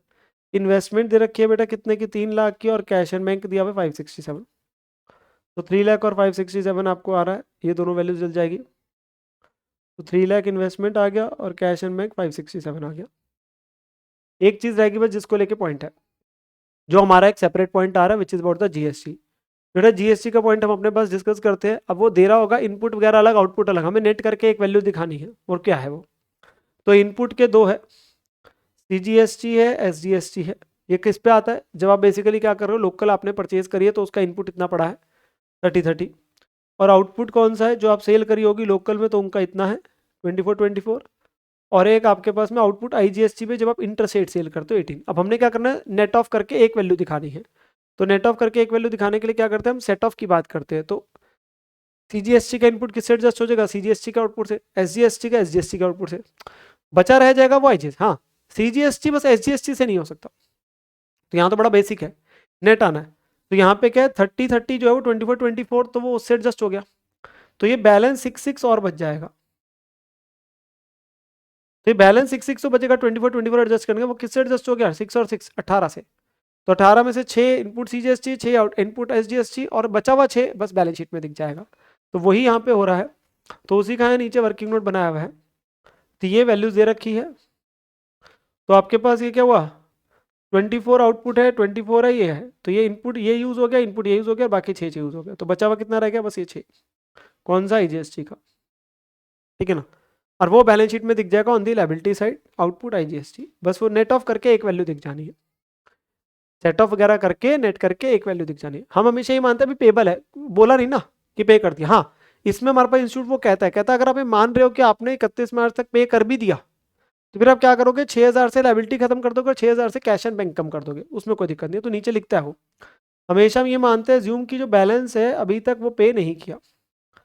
अगर आप ये मानते हो ऑल्टरनेटिवली कि अज्यूम करते हो कि बैलेंस 6,000 हमने पे कर दिया, तो आउटपुट आईजीएसटी भी बैलेंस शीट में नहीं दिखेगा, और कैश आपका फिर 6 से कम हो जाएगा, तो वो 6,000 कम होकर दिखता। पर मानने की जरूरत नहीं है ना, बोलेगा तब ना, बोल थोड़ी ना रहा है। तो वो दिख रही है लायबिलिटी, हम पे कर देंगे अगले महीने यार अप्रैल में। जब आप अपने पास वैसे भी इंटर में आते हैं, आप लोग पढ़ते हैं जीएसटी के, तो वहाँ डेट्स होते बड़े, ड्यू डेट्स, मतलब महीना खत्म होने के बाद अगले महीने के कुछ दिन आपको मिलते हैं जब तक आप पे करते हो, तो वही चीज़ है, वो अगले महीने पे हो जाएगा। So that is not a problem. तो आपके बेटर यही है, मतलब ऑल्टरनेटिवली इंस्टीट्यूट ये नहीं कह रहा कि आप कैसे नहीं कर सकते, कर सकते हो, पर बेटर यही वाला जो करा हुआ है, ठीक है ना। तो वैसे नेट करके आ जाना। तो क्वेश्चन क्या था, बेहद ही आसान सा क्वेश्चन था, जिसके साथ में ये वाला क्वेश्चन आपका क्या हो जाता है बेटा, कंप्लीट हो जाता है। तो चेक कर लेंगे, ये वाला क्वेश्चन सबका कंप्लीट हो जाता है। यस सर, ये हमारा कंप्लीट हो जाता है।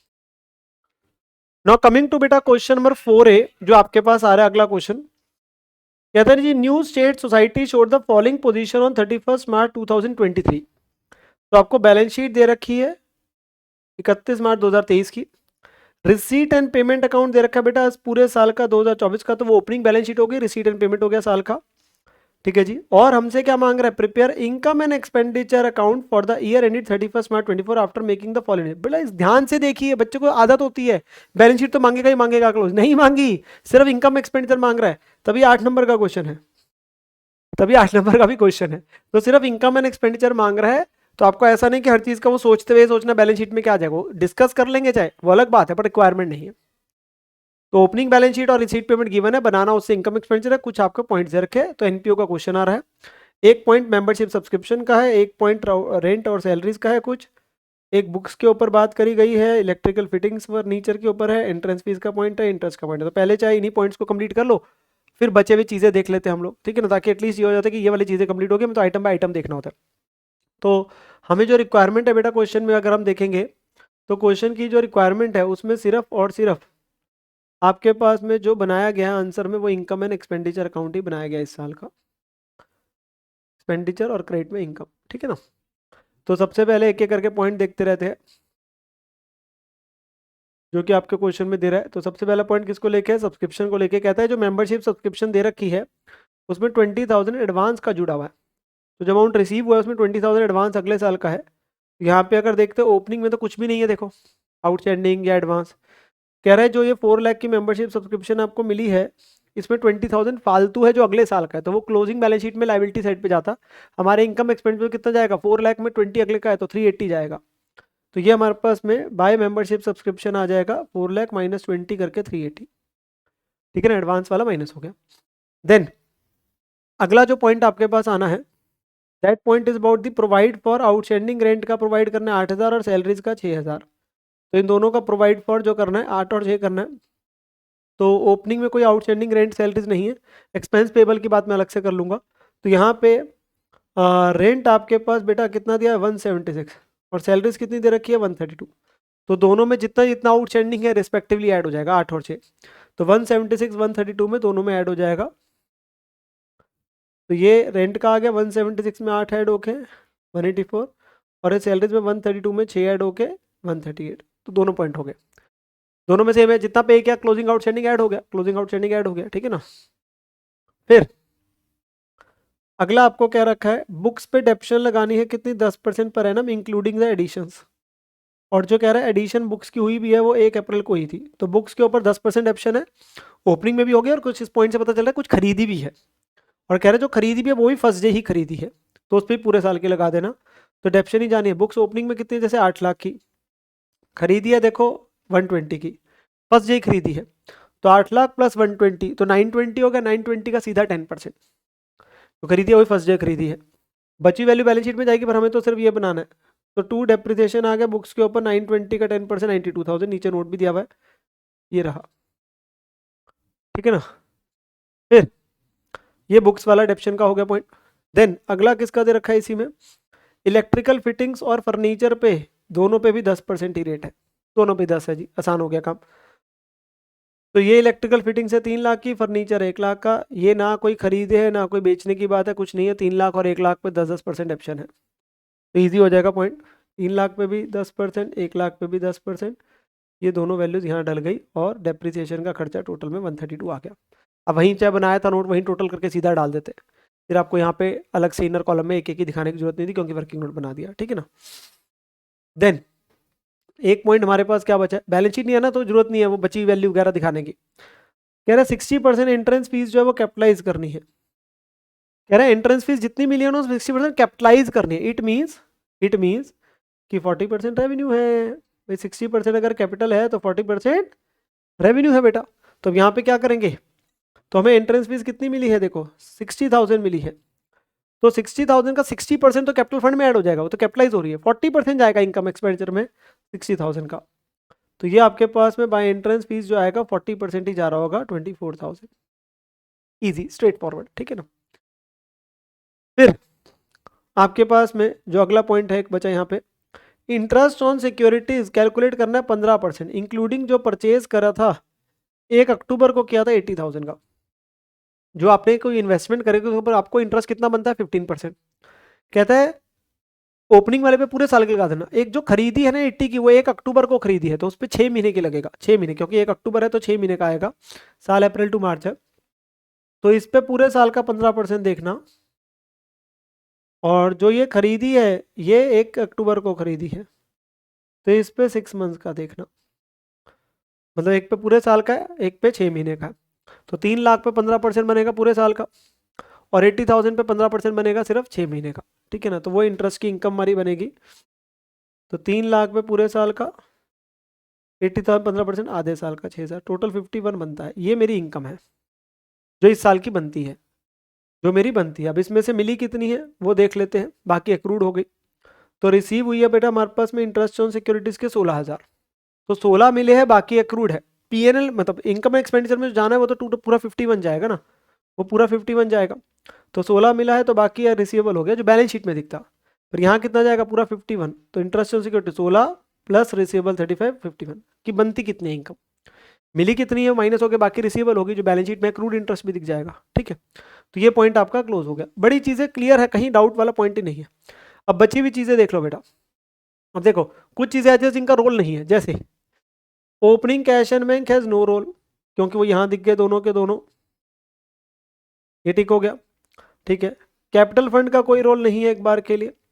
क्लोजिंग कैश एंड बैंक का कोई रोल नहीं है, वो क्लोजिंग बैलेंस शीट में जाना था। बाकी चीज़ें देख लो, कोई खर्चे वगैरह की अगर आ रही है तो देखो, electric charges, postage, stationery, telephone, तीनों खर्चे, तीनों कहाँ चले जाएंगे, इनकम एंड एक्सपेंडिचर में। 14,400 और 2 बार 10,000 जा रहा है, तो 14,400, 10,000 और 10,000 ये डायरेक्टली आ गए, ये भी दिख गए। ठीक है जी, फिर इसके अलावा आपको क्या दे रखा है वो देख लेते हैं। इसके अलावा दे रहा है expenses payable, outstanding expenses paid 14,000। अब ये क्या है, ये बेटा आप देखोगे तो ओपनिंग बैलेंस शीट में भी दिख रहे हैं 14,000, ये एक्सपेंसेस पेबल है। कोई खर्चे थे पिछले साल के, जो पिछले साल आउटस्टैंडिंग थे दिए नहीं थे, और वो साफ दे रहा है, वो 14 इस साल पे हो गए, तो ये कैंसिल हो गया ना। तो इस साल के नहीं, इस साल के तो सारे अलग से दिख रहे हैं, ये पिछले साल के जो इस साल पे करे, पिछले साल के 14 सेपरेटली दिख रहे हैं। वो किन चीज़ों के हमें नहीं पता, नाम नहीं बता रहा, सीधा लिखा और वही वो बोल दिया पे हो गए, तो ये खत्म होगी बात। तो इसका कोई, तो ना ही इसका रोल इनकम एक्सपेंडिचर में, ना ही इसका रोल कोई बैलेंस शीट में आता है क्लोजिंग, तो पॉइंट खत्म हो गया। पेमेंट साइड होगी, इन्वेस्टमेंट वाला पॉइंट हो ही चुका है। अच्छा जी, अब बची हुई चीज़ है क्या, sale proceeds of old newspaper और हायर ऑफ लेक्चर हॉल है, ये दोनों इनकम आ गई। तो इनकम साइड पे दिख जाएगा 3 एंड 40, तो ये दोनों दिख जाएंगे 3,000 एंड 40,000। आपका क्वेश्चन खत्म हो जाएगा, 3 आ गया 40 आ गया, सारी चीज़ें हो गई है, आपका सरप्लस आ गया जो कैपिटल फंड में चले जाएगा, balancing figure, excess of income over expenditure, excess of income over expenditure. तो विद दिस आपका ये क्वेश्चन आपके पास में कंप्लीट हो जाता है, ये वाला पार्ट जो था। ठीक है ना, हाँ जी। देन अगला जो बी पार्ट है उस पे आते हैं बेटा। अगला जो बी पार्ट है, कहते हैं बैलेंस शीट दे रखी है मैसेज कृष्णा ब्रदर्स की 31 मार्च 24 की बाय, और वो प्रॉफिट लॉस क्या शेयर करते हैं, इक्वली। तो 3 पार्टनर है, अमित, ललित, सुमित। बैलेंस शीट दे रखी है, कह रहे जी सुमित की डेथ हुई है, तो डेथ का केस आ रहा है 1 अप्रैल को, जिस दिन बैलेंस शीट बनी जस्ट उसके अगले दिन, तो आसान हो गया। और एग्रीमेंट आपके पास में हुआ है, कुछ एसेट्स को रीवैल्यू किया गया है, गुडविल की वैल्यू लगाई गई 18 एंड उसे विदाउट यूजिंग गुडविल करना है, वो ऑब्वियसली है। 6,000 एग्जीक्यूटर को पे भी करना है ऑफ द डेड पार्टनर 5 अप्रैल को, और डेथ के बाद उन दोनों की रेशियो क्या है, इक्वल है। तो ओल्ड रेशियो भी इक्वल, न्यू रेशियो भी इक्वल, ओल्ड रेशियो भी इक्वल है और न्यू रेशियो भी इक्वल है, इजी हो गया। तो गेनिंग रेशियो भी इक्वल ही होगी ना। कह रहा है हमें क्या करो, एक तो जर्नल एंट्री डाल दो गुडविल एडजस्टमेंट की, और रीवैल्यूएशन कैपिटल अकाउंट और बैलेंस शीट बना दीजिए आफ्टर द डेथ। तो आसान सा क्वेश्चन है, 12 नंबर का ये वाला क्वेश्चन आ रहा है आपके पास में। गुडविल की एंट्री में तब आपके पास चेक करा दूंगा जब पार्टनर कैपिटल पे आऊँगा, वो हमें डालनी है। रीवैल्यूएशन कैपिटल और बैलेंस शीट है जो रिक्वायरमेंट में आ रहा है क्वेश्चन की, ठीक है ना। तो ये आपके पास में जर्नल एंट्री में बाद में आ जाता हूँ। जो बनाना है वो क्या क्या बनाना है बेटा, रीवैल्यूएशन, पार्टनर कैपिटल और एक balance sheet after the death. तो एक एक करके आइटम देखते जाएंगे, उनको साथ साथ रीवैल्यूएशन के साथ साथ उनका बैलेंस शीट में भी फैक्ट फॉर देखते जाएंगे बेटा क्या क्या आ रहा है। तो जैसे सबसे पहले पॉइंट में क्या क्या बोला है, मशीनरी को 35,100 पे ले आओ, तो मशीनरी है कितने की, 30,000 की, तो इंक्रीज आ रहा है 30 से 35, 5,100 का इंक्रीज है, 5,100 का इंक्रीज है, तो बाय मशीनरी 5,100 और बैलेंस शीट में कितने की आ गई, 35,100 की। ठीक है जी, फिर अगला हमें देखना है अपने पास में जो एसेट आ रहा है, फर्नीचर को कितने पे लेके जाना है, 13,800 पे, तो फर्नीचर कितने का, 16,800 का, तो कम करना पड़ रहा है। 16,800 से 13,800 मतलब 3,000 का डिक्लाइन है, 3,000 का आपके पास में क्या हो रहा है बेटा, डिक्लाइन हो रहा है। तो 2 फर्नीचर हो गया, नुकसान हो गया, और फर्नीचर आपका कम हो गया 13,800 पे, इजी स्ट्रेट फॉरवर्ड, ठीक है ना। देन अगला पॉइंट आपके पास में उसने क्या चीज़ को लेके बोला बेटा, इन्वेंट्री को 4,500 पे लेके जाना है। इन्वेंट्री कितने की, 5,700 की, 5,700 से 4,500 पे लेके आना है, तो 1,200 से कम हो गया, 1,200 से कम हो गया इन्वेंट्री को, तो 1,200 से इन्वेंट्री कम हो जाएगी, तो टू इन्वेंट्री 1,200 और वो इन्वेंट्री कितने पे हो गई, 4500 पे। ठीक है जी, तो ये हमारा पॉइंट आपका रिवैल्यूएशन वाली जो चीज़ें लिखी हुई थी वो अगर आप देखेंगे पॉइंट नंबर ए हमारा क्या हो जाता है बेटा, क्लोज हो जाता है। बाकी तो गुडविल और वगैरह की बात है, तो रिवैल्यूएशन को क्लोज कर सकते हो, यस। रेशियो क्या है, इक्वल। रेशियो क्या है, इक्वल है। तो आपका रिवैल्यूएशन क्लोज हुआ, ये आपका प्रॉफिट आ गया, इस रेशियो में बढ़ गया बेटा इक्वल, और यहाँ पे ट्रांसफर हो जाएगा बाय रिवैल्यूएशन प्रॉफिट, तीनों में चला गया। ठीक है जी, वो 300 चला गया। देन अब इसके बाद में यहाँ पर में जो चीज़ें आ रही है उस पर चलते हैं। कैपिटल अकाउंट बनाने तीनों के 24,600, 24,600, 27,000। तो ये तीनों की कैपिटल की वैल्यू आ गई, तीनों पार्टनर्स की जो आपको क्वेश्चन में दे रखे बेटा उसने। बाय बैलेंस ब्रॉट डाउन 24,600, 24,600 और 27,000। फिर बैलेंस शीट में कोई और चीज़ें दे रखी है वो देख लेते हैं। जो ट्रांसफर होने वाली फायदे नुकसान जो भी है। जनरल रिजर्व दिया हुआ बेटा 9,000 का, तो 9,000 का जनरल रिजर्व बढ़ जाएगा, तीनों में इक्वल रेशियो है, ओल्ड रेशियो, तो 1:1:1, 3,000 ईच आ जाएगा, 3,000 ईच आ गया बाय जनरल रिजर्व, 3,000 ईच हमारे पास आ गया। तो ये भी आपके पास कंप्लीट होगी बात। अब इसके अलावा हमारे पास क्या बचा, गुडविल की एडजस्टमेंट बची। तो गुडविल की आपके पास कितनी एडजस्टमेंट बोलिए बेटा। गुडविल के बारे में उसने बोला है कि गुडविल जो है उसकी वैल्यू 18,000 लगाई गई है और वो क्रेडिट करना है without share, without using goodwill. तो उसका शेयर कितना बनेगा, सुमित का 1/3 बनेगा, तो 1/3 इसका कितना बना, 6,000। और वो दोनों शेयर किस में करेंगे, गेनिंग रेशियो में, विच इज इक्वल है 1:1, 3,000। तो यहाँ पे अमित और आपके पास में जो है ललित उसको 3 देंगे, किसको देंगे, जो सुमित को देना है उसका हिस्सा 6,000 पे। आप क्रेडिट इन ओल्ड रेशियो करोगे, 18,000 को credit in ratio, debit in new ratio करो, उससे भी यही आएगा जैसे हम करते हैं। तो क्रेडिट इन डेबिट आपके पास वैसे कर लो, credit in old ratio, debit in new ratio, तो वही एंट्री बनेगी, अमित ललित टू सुमित, तो उसको 6,000 देना, उसका हिस्सा दोनों बराबर दे रहे हैं। वो एंट्री मांगी थी स्पेशली, तो एंट्री डालनी है, ठीक है ना। और उसकी पोस्टिंग करके दिखा दी यहाँ पे, भाई अमित है ललित और ये सुमित आपके पास में दोनों डेबिट हो गया और वो क्रेडिट हो गया, वो डेबिट हो गए दोनों और वो आपके पास में क्रेडिट हो गया, ठीक है ना। और यहाँ पर मैं ये देखेंगे तो वो रेशियो आपके पास गेन सेक्रीफाइस करके दिखा दिया है, वो आपके पास पार्ट आ जाता है, ठीक है जी, यस सर। तो ये आपके पास में गुडविल का हो गया, ठीक है ना। अब क्वेश्चन हमें स्पेशली क्या बोला बेटा कि जो पार्टनर है उसको 6,000 पे बेसिकली देने की बात हो रही है एग्जीक्यूटर्स को, क्योंकि पार्टनर की डेथ होगी, तो 6,000 की पेमेंट आ जाएगी, 6,000 की पेमेंट आ जाएगी। अब यहाँ पे एक टेक्निकली फ्लॉ बताऊंगा, इंस्टीट्यूट करता है ऐसे है, टेक्निकल फ्लॉ है, हम क्लास में बात करते हैं बेटा। रिटायरमेंट नहीं, डेथ है। रिटायरमेंट में व्यक्ति जीवित है तो अगर आप उसे पे कर रहे हो वो कैपिटल अकाउंट में 2 कैश कर दो, बट टेक्निकली यहाँ पर में आप अगर यहीं पे 2 कैश कर रहे हैं वो टेक्निकली गलत है। आंसर तो वही हो रहा है, पता है क्यों, क्योंकि आप पैसे पार्टनर को नहीं दे रहे, पार्टनर तो जिंदा ही नहीं है, पैसे किसको दे रहे, एग्जीक्यूटर को। तो आइडली क्या होना चाहिए, पहले जो बैलेंस आ रहा है जो भी वो जाना चाहिए सुमित के एग्जीक्यूटर अकाउंट में, और फिर एग्जीक्यूटर अकाउंट में दिखना चाहिए 2 कैश, बचेगा वही फिर बाद में, पर होना प्रेजेंटेशन भी वैसी होनी चाहिए। पर हमारा इंस्टीट्यूट क्या करता है, अगर कैश दे रहे हो यार कहाँ एग्जीक्यूटर बनाओगे, छोड़ो ना, बच्चे का टाइम बचाता है। पर टेक्निकली ये बात गलत है, टेक्निकली लॉजिकली ये बात गलत है, क्योंकि पार्टनर तो जिंदा ही नहीं है। हाँ रिटायरमेंट होता तो बिल्कुल ठीक था, फिर तो वो बाकी रिटायरिंग पार्टनर के लोन में चला जाता है। यहाँ बंदा ही नहीं रहा तो उसको पैसे कैसे दे दोगे, तो उसके कैपिटल अकाउंट में डालना गलत है, ठीक है ना। तो पहले जाना चाहिए एग्जीक्यूटर अकाउंट में, फिर वहाँ 2 कैश दिखना चाहिए। तो वो 2 एग्जीक्यूटर में फिर बचा हुआ आ गया 30,300, वो बैलेंस शीट में दिख जाएगा जो देना बाकी है।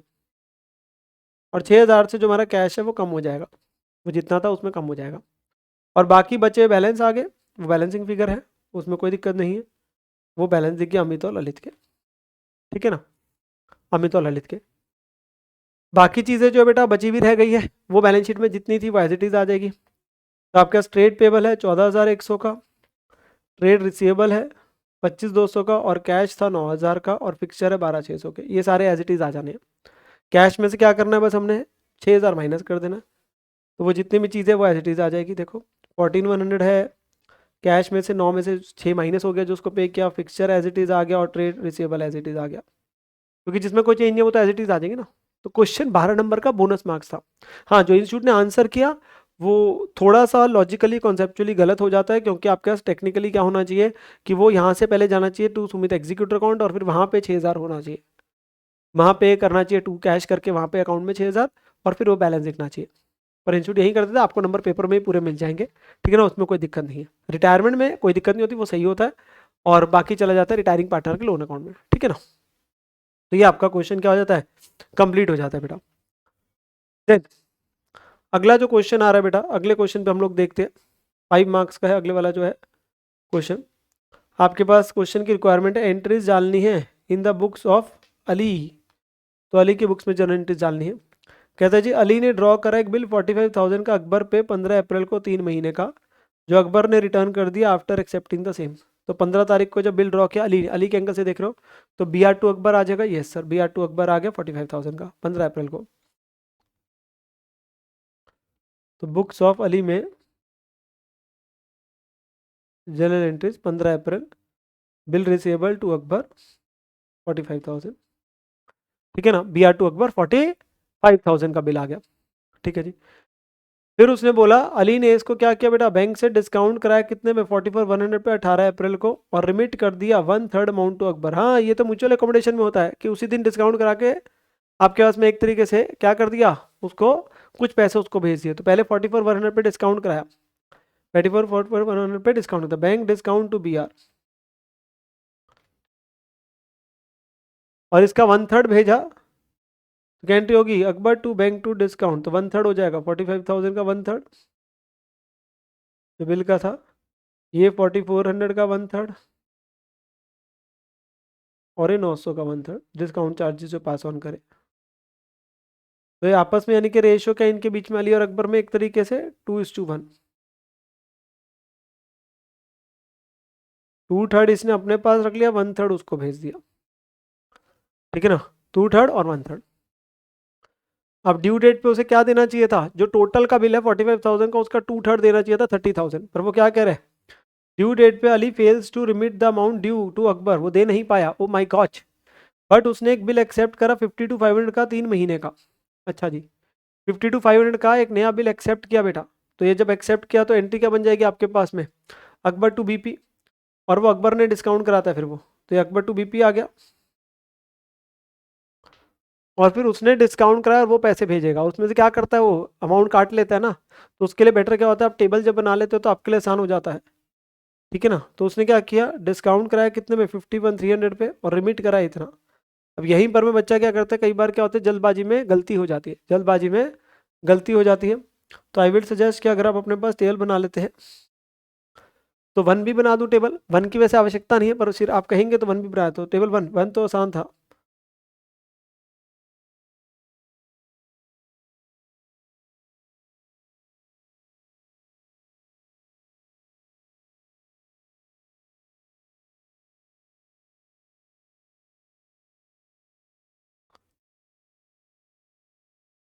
तो ग्रॉस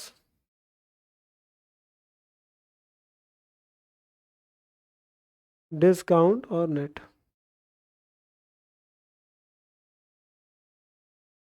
तो बेटा पहला बिल कितने का था, 45,000 का, 900 और 44,100। तो इनके बीच में रेशियो क्या है, 2/3 और 1/3। ठीक है जी, तो 30 और 15,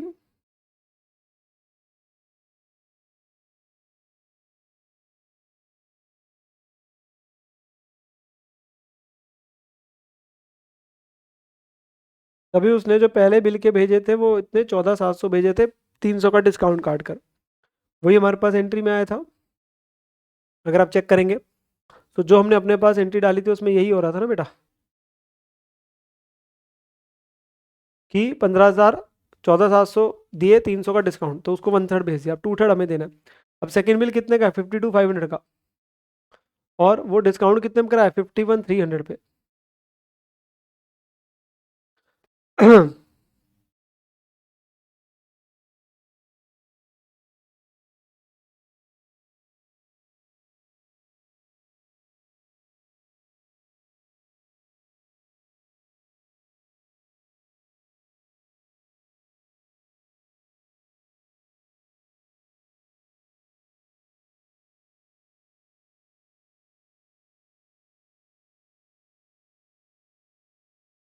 ₹1,200 के डिस्काउंटिंग चार्जेस हो गए ना भाई, 52,500 के बिल के अगर 51,300 मिल रहे हैं तो 1,200 डिस्काउंटिंग चार्जेस हो गए। 99% केस में रेशियो सेम रहते, कहीं पर चेंज हो जाती है, तो इसलिए आपको पता होना चाहिए। तो यहाँ पर करने का तरीका क्या होता है, वो भेज कितने पैसे रहा है सर, वो जो पैसे भेज रहा है 8475 भेज रहा है अली को। अब 8475 जो अमाउंट होता है ना बेटा, 8475 जो अमाउंट होता है वो कैसे होता है, वो यहाँ पे ये माइनस करने के बाद है, और वो कितना और माइनस करके भेजेगा, पिछले बिल के जो उसने उसको 30 देने थे वो उसने दिए नहीं ना, वो 30,000 माइनस करके भेजेगा। तो यानी कि उसका इस बिल में हिस्सा बनता कितना था, जल्दी वो 2:1 बन जाता है। और वो कंपलसरी नहीं है, जब उसने अमाउंट ही बता दिया तो आप रिवर्स करके ही आओ। तो यानी कि उसका इस बिल में हिस्सा 38,475 बनता है। जब वो उसे 8475 रिमिट कर रहा है तो पिछले बिल के कितने काटेगा, 30,000। उसने उसको 30 देने थे, वो दे ही नहीं रहा उसको, तो उसने उसके ऊपर नया बिल ड्रॉ कर दिया ताकि वो अपने पहला बिल तो पे करा है ना जो अकबर है। और अब उसको वो क्या कर रहा है, 38,475 आपके पास बनता है उसका हिस्सा इस बिल में जो उसे देना है, उसमें 30 काट के इतना दे रहा है। यानी कि अगर उसका 38,475 बनता है तो इसका कितना बना बैलेंसिंग फिगर, 51,300 टोटल आए, 38,475 माइनस करा तो 12,825। तो अगर आप रेशियो देखेंगे तो ये रेशियो जो बनी इनकी of 38,475 is to 12,825, that is equal to 3:1। तो रेशियो चेंज हो गई, जनरली रेशियो क्या होती है, सेम रहती है, पर यहाँ देखो ना चेंज हो गई। अगर आप टेबल सेम बनाते 2:1 में बांट के करते ना तो आपको मैच ही नहीं करना था, 8475 आना ही नहीं था। तभी हम बोलते हैं अगर अमाउंट दे दिया तो रिवर्स करके चलो। तो रेशियो इज 3:1।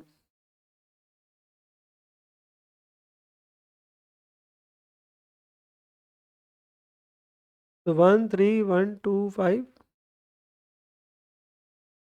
39375,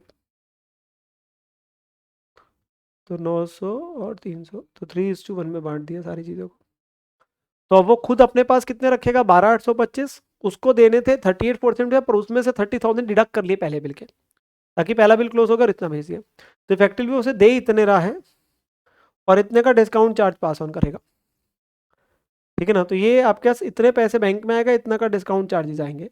यहाँ पे एंट्री यही बनेगी देखो, तो bank discount charges to Akbar, समझे बात को। तो ये टेबल से आ रही है, वो आप ऐसे समझेंगे तो आपके गलती होने के चांसेस है ना, तो इसलिए टेबल बना के आपके पास क्लियरली हो जाता है। जैसे मैं बच्चों से हमेशा कहता हूँ टेबल बना के आपके लिए आसान हो जाता है, that makes a thing more clearer आपके पास में, ठीक है ना।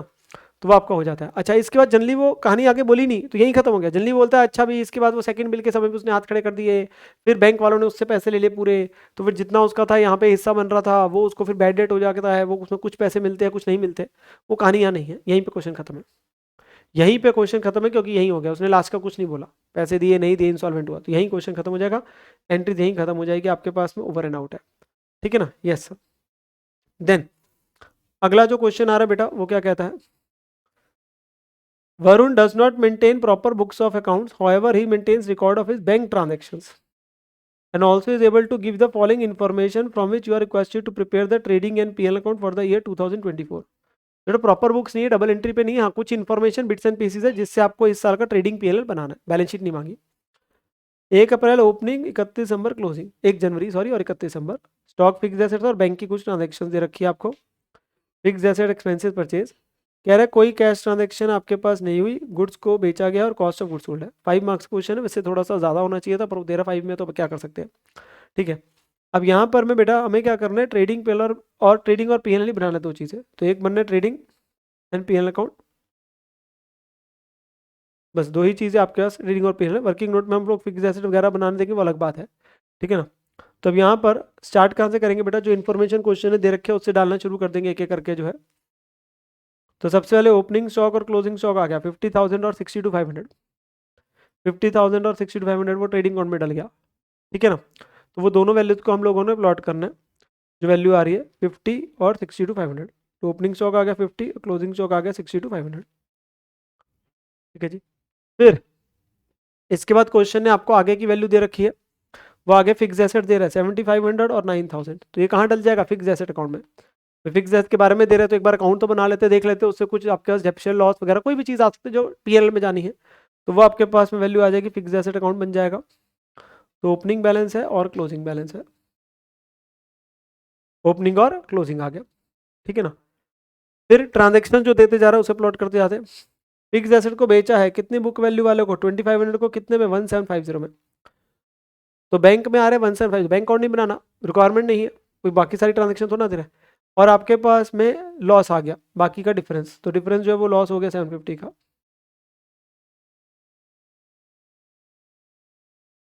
तो यहाँ पे आपके पास में क्या आ जाएगा, बाय बैंक और बाय जो लॉस, और लॉस कहाँ चले जाएगा, पीएल में। तो बाय बैंक आ गया और बाय लॉस 750, ये लॉस आपका पीएल में आ जाएगा, to loss on sale of fixed assets 750। ठीक है जी, यस सर। फिर आगे देखते हैं हम लोग बेटा, आगे बढ़ते हैं अपने पास इसी में। कह रहा है खर्चे जो पे करे 49,250, तो खर्चे पेड कुछ, अब आउटस्टैंडिंग प्रीपेड कुछ नहीं बोल रहा, यानी कि इतने ही बनते थे जो सीधा कहाँ चले जाएंगे, पीएल में 49,250 के। सो वो टू एक्सपेंसेस आ गए, 49,250 के खर्चे आ गए पीएनएल में, ठीक है ना। फिर आपको इन्फॉर्मेशन जो दे रहा है वो मैं देखनी आगे, जो आपके पास बता रहा है वैल्यूज जो है, ठीक है ना। कह रहा है परचेज करे फिक्स एसेट कितने के, 5,000 के, तो ये फिक्स एसेट अकाउंट में आ जाएगा। जो फिक्स एसेट खरीदा 5,000 का खरीदा बेटा, तो फिक्स एसेट हमारे पास में 5,000 के आपके पास परचेज करे, तो टू बैंक आ गया परचेजेस, तो डेप्शन आपकी बैलेंसिंग फिगर निकल जाएगी कितनी, 1,000। और ये डेप्शन कहाँ चलेगी, पीएनएल में। तो फिक्स एसेट अकाउंट बना के डेप्शन निकल आई, ठीक है ना।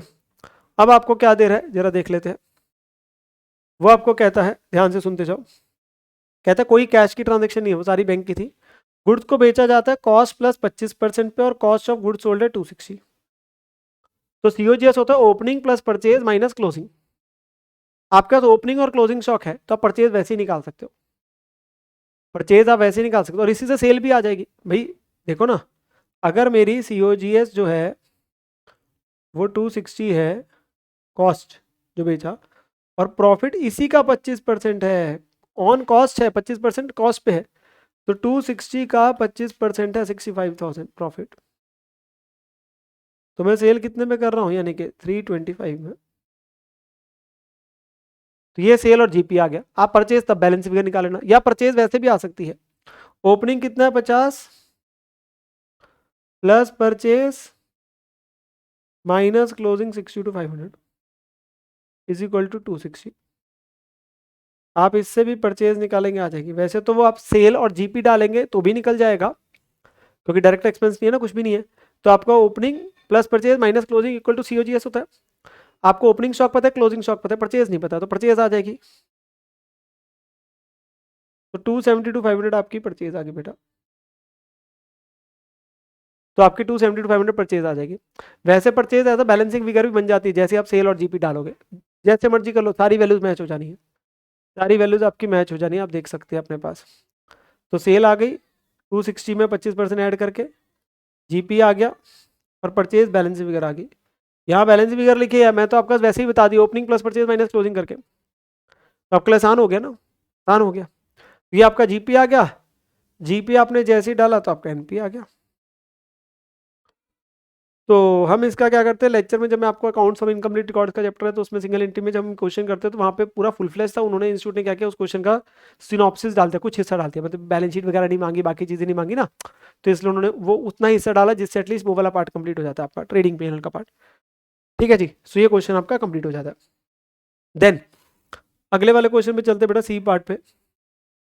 क्वेश्चन कह रहा है एक्सट्रैक्ट दे रहा है बैलेंस शीट का of the substance limited 31 March 24 का, ऑथराइज कैपिटल दे रखी है, इशूड सब्सक्राइब दे रखी है, रेफरेंस इक्विटी शेयर्स वगैरह, ये इक्विटी शेयर 10 वाले 8 पेड पे, बाकी रिजर्व सरप्लस भी दिए हुए।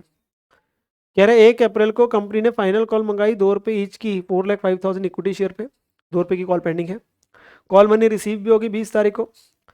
फिर कैपिटलाइज करा रिजर्व्स को, मतलब कि बोनस देने की बात हो रही है, कैपिटलाइजेशन ऑफ प्रॉफिट्स, ठीक है ना, प्रॉफिट्स को यूज कर रहे, converted into capital by way of, कैसे जी, बोनस दिया जा रहा है at the rate of 1 share for every 4 share, तो 144 की स्कीम है। कंपनी ने कैपिटल जब को यूज करने को बोला है for bonus issue as it has been realised in cash, क्योंकि कैपिटल जब हम देखेंगे तो कैश में, तो फिर वो यूज हो सकता है, ठीक है ना, पार्ट ऑफ फ्री रिजर्व हो गया।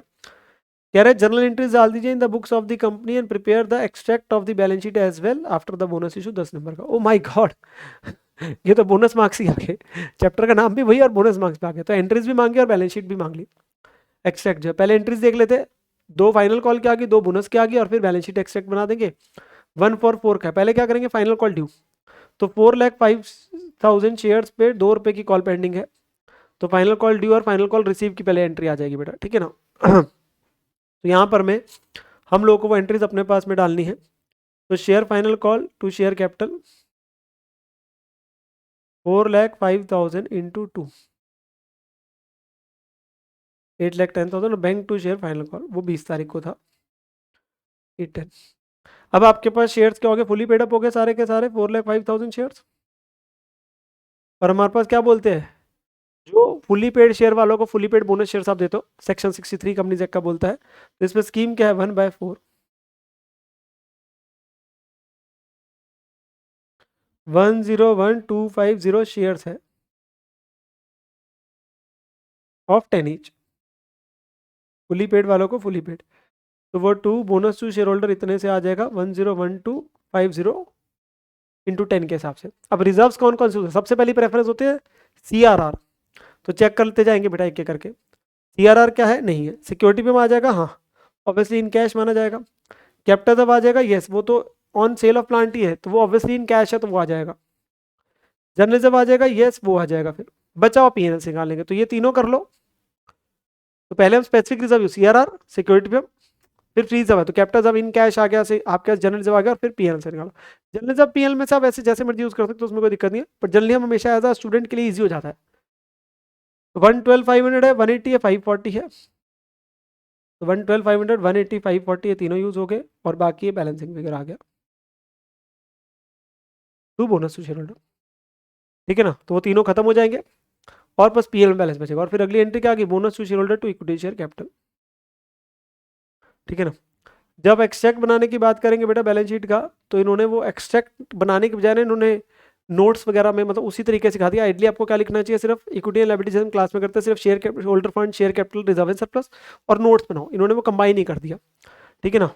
तो यहाँ पर मैं ऑथराइज कैपिटल दिखाएंगे, हम इश्यूड सब्सक्राइब दिखाएंगे, और रिजर्व सरप्लस में तो एक सिंपल सी बात है PNL ही आएगा, उसमें तो कोई डाउट ही नहीं है, क्योंकि PNL 9 लाख था, 9 लाख में से 180 आपने यूज़ कर लिया बोनस के लिए, बाकी तो सारे रिजर्व्स खत्म ही हो गए थे, तो 720 आ गया, ठीक है ना। अब आपकी बाकी चलते, प्रेफरेंस शेयर कैपिटल में तो बेटा कोई चेंज ही नहीं होता, उनको तो क्वेश्चन ना बोले तो आपके पास कोई उनका बोनस की बात नहीं आती, ठीक है ना। तो ये 45,000 12% 10 ईच वाले हैं, और 36,000 12% 10 ईच वाले इशू सब्सक्राइब में, तो ये एज इट इज दिख जाएगा, ये एज इट इज दिख जाएगा आपके पास में 45,000 और 36,000। अब यहाँ पर मैं क्या है, पहले इशूड कैपिटल डाल देता हूँ। तो बेटा 450 हमारे शेयर पहले थे जो फुली पेड, 4,05,000 हमारे थे जो फुली पेड हो गए थे, 101,250 आपने बोनस के दिए, तो टोटल कितने हो गए, 506,250 शेयर। तो 50625 equity shares of 10 is fully paid, इतना अमाउंट। और यहाँ डिस्क्लोजर देना कंपलसरी है, इंस्टीट्यूट इसका नंबर रखेगा, आउट ऑफ द अबव इतने shares issued by way of bonus है, वो लिखनी है लाइन, वो लाइन लिखनी है, मैंडेटरी है, शेड्यूल 3 बोलता है बात कि अगर बोनस शेयर दिए गए हैं या अदर देन कैश दिए गए तो उनको बताना पड़ता है, ब्रैकेट में आपको डिस्क्लोजर देना। हाँ, अब अगर मेरी ऑथराइज कैपिटल 506,250 से ज्यादा है तो फिर वही दिखती रहती, पर क्योंकि मेरी ऑथराइज कैपिटल बेटा क्वेश्चन के अंदर में 4.5 लाख शेयर है, तो वो कम पड़ गई, तो ऑब्वियसली ऑथराइज बढ़ाओगे, ऑथराइज कम थोड़ी ना हो सकती है, तो ऑब्वियसली बोनस का रेजोल्यूशन पास करने से पहले ऑथराइज भी बढ़ाओगे, तो ऑथराइज अब क्योंकि कम पड़ गई, तो authorise will be same as जो आपके पास जितनी इशूड है, तो वो भी इतनी करके दिख जाएगी, तो ऑथराइज भी बढ़ाई जाएगी, ऑथराइज भी बढ़ाई जाएगी, तो ऑथराइज कैपिटल भी इंक्रीज करी जाएगी, ठीक है ना। तो उसे भी आप बढ़ाएंगे था, देखो ज्यादा अगर वो पहले ही 6 लाख होती फिर 6 लाख ही दिखाते, भी बोनस के बाद भी वो उससे भी ज्यादा ही दिख रही है। हाँ, अगर वो कम पड़ रही है बोनस के बाद, तो it will be equal to than issued, कम तो हो ही नहीं सकती ना, तो वो ऑथराइज बढ़ा के दिखा देंगे, ऑथराइज बढ़ा के दिखा देंगे, ठीक है जी। तो ये आपका क्वेश्चन जो था बोनस इशू वाला, ये कंप्लीट हो जाता है, ठीक है जी। नाउ इसके बाद coming to the 6th question बेटा जो आ रहा है आपके पास, क्वेश्चन क्या कह रहा है एक बार पढ़ते हैं, 15 मार्क्स का क्वेश्चन है, शेयर्स का है। एक्स लिमिटेड ने इशू करे 2 लाख इक्विटी शेयर 10 रुपए वाला एट अ प्रीमियम ऑफ 10%, 10% मतलब 1 रुपया हो गया, क्योंकि 10 रुपए का शेयर है, 10% मतलब 1 रुपया। 2 रुपये एप्लीकेशन पे, 4 पे अलॉटमेंट पे इंक्लूडिंग प्रीमियम, 2 रुपये की फर्स्ट कॉल और balance on the final call. तो पहले मैं लिख दूं यहीं पे, एप्लीकेशन 2 रुपये, अलॉटमेंट 4 है विच इज 3 + 1 हो गया। फर्स्ट कॉल 2 की है, तो फाइनल कॉल कितने की हुई, क्योंकि टोटल में 11 रुपये बनेंगे ना, तो 8 3 रुपये हो गया बैलेंसिंग फिगर। तो 3 रुपये फाइनल कॉल पे आएंगे, ठीक है ना। कह रहे सारे के सारे शेयर जो है पूरे के पूरे सब्सक्राइब हुए थे। हमसे देखो लास्ट में क्या मांग रहा है, गिव जर्नल एंट्रीज मांग रहा है, वर्किंग दिखा देना, इंटरेस्ट वगैरह आएगा कुछ, देख लेंगे वो क्या है। आपसे कह रहा है मिस्टर पी जिसके पास 20,000 शेयर थे उसने पूरा अमाउंट दे दिया था on the first call itself, और फाइनल कॉल वगैरह, फर्स्ट कॉल वगैरह से बेटा क्वेश्चन में थोड़ा सा चेंज आएगा। तो क्या मैं एप्लीकेशन अलॉटमेंट की एंट्रियां डाल दूं, क्योंकि ये तो आप फर्स्ट कॉल फाइनल वगैरह की बातें कर रहे हैं, वहाँ call in air call advance है, तो भाई एप्लीकेशन अलॉटमेंट तो कोई लफड़ा नहीं ना, तो वहां तक तो डाल दो। 2 लाख शेयर है, 2 रुपये और 4 रुपये की एंट्री तो डाल के खत्म करो। तो 4 एंट्री तो डालो ना, 2 रुपये और 4 रुपये की। हाँ सर, वो नंबर तो बटोर लेते हैं अपने पास, फिर क्वेश्चन पढ़ लेंगे। तो बैंक टू शेयर एप्लीकेशन है 4 lakh, share application to share capital 4 lakh, share allotment to share capital to premium 4 रुपये यहाँ, 3 रुपये यहाँ, 1 रुपया यहाँ, क्योंकि 4 पे 1 रुपये का प्रीमियम मिला के था। और bank to share allotment 8 lakh रुपये। आसान आसान सी एंट्री है ना, इसमें तो कोई दिक्कत ही नहीं है। अगर इसमें भी दिक्कत है तो सच में फिर तो भैया भगवान का पूरा आसरा हमारे को चाहिए, ठीक है ना। तो आपके पास में ये तो बेसिक एंट्रीज है, और फिर फर्स्ट कॉल ड्यू भी कहिए। फर्स्ट कॉल ड्यू होगी 2 लाख इंटू 2 रुपये, 4 लाख रुपए। अब हम मेन बात पे चलते हैं, जो उसने कहानी सुनाई भाई, फर्स्ट कॉल पे क्या हुआ, किसने दिए कि नहीं दिए, फालतू दे दी जो भी है। तो यहाँ पे हमारे पास बात करने जा रहा है वो। तो कहता है मिस्टर पी जिसके पास 20,000 शेयर थे, वो तो बहुत पैसे वाला इंसान था, paid full amount on the first call, वो तभी दे दिए। और जो फाइनल कॉल थी वो 4 महीने के बाद हुई थी फर्स्ट कॉल के, वो सबने दी एक्सेप्ट। एक शेयर होल्डर जिसके पास 2,000 शेयर है और एक शेयर होल्डर जिसके पास 3,000 शेयर है। अच्छा जी, तो अल्टीमेटली फर्स्ट कॉल पे ही एक व्यक्ति मिस्टर पी है, उसके बाद बहुत पैसा है, पी नाम है, पैसा ही बहुत है, उसने अभी दे दिए फाइनल कॉल के पैसे, तो वो कॉल इन एडवांस हो गया। तो 20,000 शेयर पे कितने रुपए देगा सर, 3 रुपए के हिसाब से देगा ना, फाइनल कॉल के अब फर्स्ट के तो दे नहीं थे। 20,000 शेयर पे 3 रुपए फाइनल कॉल के भी आज ही दे दे, तो वो कॉल इन एडवांस हो जाएगा। तो शेयर फर्स्ट कॉल के तो पूरे 4 लाख आ गए जो आने ही थे, कॉल इन एडवांस के कितने हो गए, पी से आए 20,000 शेयर पे 3 रुपए फाइनल कॉल के, टोटल 460 आ गया। अब फाइनल कॉल ड्यू होगी सबसे, share final call to share capital 2 lakh into 3 रुपए। अब जब फाइनल कॉल के पैसे आने हैं बैंक टू आपके पास आने शेयर फाइनल कॉल, तो ये 6 लाख है। अब जो उसने दिए थे बेटा वो तो 60,000 रिवर्स हो गया, यहाँ 60,000 रिवर्स हो गया, जो उसने पहले दिए थे वो यहाँ पे एडजस्ट हो गए, ठीक है ना। अब यहाँ पर मैं एक छोटी सी बात है, कुछ लोग निकम्मे भी है, ऐसा नहीं है जिनके पास, कौन से, एक शेयर जिसका 2,000 शेयर और एक जिसके पास 1,000 शेयर है, तो 2,000 और 1,000 शेयर टोटल हो गए 3,000 शेयर, इन पे कॉल नहीं है, उसे क्या बोलते हैं, कॉल इन एरियर,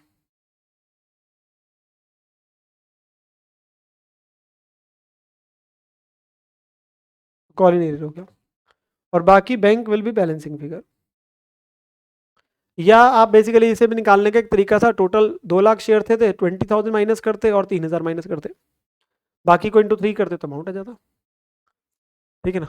अब आएगी बारी थोड़ी सी आगे, बेटा मुझे बताओ जिसने कॉल इन एडवांस था, क्या उसको हम लोग ऑब्वियसली ब्याज देंगे, उसका पैसा यूज किया, यस। तो वो कहता है कंपनी ने पे किया है interest on call in advance mister P को, और company obviously call in air call in advance का अकाउंट मेंटेन करती है। कॉल इन एयर की बात मैं अलग से करूंगा, पहले कॉल इन एडवांस बताओ। कॉल इन जब फर्स्ट कॉल थी और उसके बीच से लेके कॉल इन एडवांस तक के बीच में कितने महीने का गैप है सर, उसने लिखा है 4 महीने का गैप है फर्स्ट कॉल से लेके, तो मैं 4 महीने का ब्याज दूंगा मिस्टर पी को, किस रेट पे सर, रेट अगर आपके पास दिया नहीं 12% के हिसाब से हम ब्याज देते हैं, किसके हिसाब से 12%, तो 60,000 पे 12% के हिसाब से एंट्री क्या बनी, interest on call in advance to share holder, share holder to bank. तो ये आपका 60,000 अमाउंट था, 12% 4 महीने का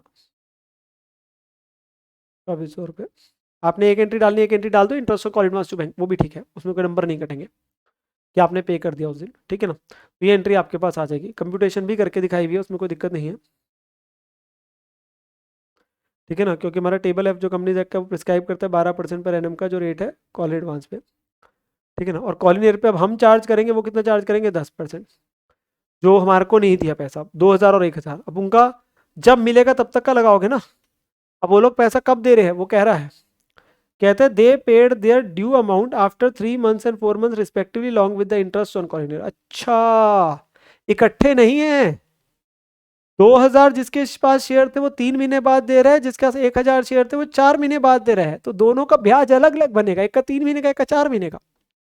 ठीक है ना। तो जो 2000 शेयर है उसका कितना अमाउंट बनता है सर, वो टोटल में जब देगा तो 6000 रुपये तो देगा। तो 2 कॉलिनरी में जो पाएगा तो 2000 इंटू 3 के हिसाब से 6000 बने। अब इसका ब्याज तो 6000 रुपये आएगा ना, तो 6000 रुपये कैसे बनेगा, ये 3 महीने बाद दे रहा है, इसका 10% के हिसाब से आएगा 3 महीने का। तो इससे ड्यू कर रहे, इससे मिलना है, तो वो हमारा डेटर बन गया, और इंटरेस्ट मेरी इनकम में तो क्रेडिट होगी। तो share holder to interest on call in arrear 150, और जो बैंक मिला टू शेयर होल्डर आ गया, तो ये टोटल हो गया 6150। या आप इसकी कंबाइन एंट्री भी डाल सकते हो सीधा, bank to call in arrear to interest on call in arrear. अब ड्यू करके रिसीव मत दिखाओ, सीधा डाल दो बैंक टू कॉलिनेरियर जो 6000 मिला, टू इंटरेस्ट ऑन कॉलिनेरियर 150। ठीक है ना, तो अब ऐसे कर सकते हैं। और ऐसे दूसरा व्यक्ति 4 महीने बाद दे रहा है, तो उसका 1000 शेयर्स पे था, तो कॉलिनेरियर का उसका 1000 शेयर्स पे कितने रुपए, 3 रुपए के हिसाब से 3000 थे। अब उसका ब्याज किससे बनेगा, 3000 पे 10% 4 महीने का, 100 रुपये। तो ड्यू किया और रिसीव हुआ। आप कंबाइन भी कर सकते थे, ये लास्ट की जितनी भी एंट्री थी कंबाइन हो सकती थी। तो कंबाइन कैसे करते, bank to call in arrear 3000 to interest on call in arrear 100। ठीक है ना। तो ये इंटरेस्ट कंप्यूट भी करके दिखाए हुए, एक पे 3 महीने का, एक पे 4 महीने का। तो क्वेश्चन आपका कंप्लीट हो जाएगा, क्वेश्चन आपका कंप्लीट हो जाएगा। एक आसान सा आपका क्वेश्चन था। ठीक है ना बेटा, यस सर। फिर लास्ट क्वेश्चन है बेटा, जिसमें चॉइस दे रखी है आपके पास में। ठीक है जी, वो कहता है prepare bank reconciliation statement on the 31 March 24। Bank balance as per the passbook से दे रहा है 75 लाख।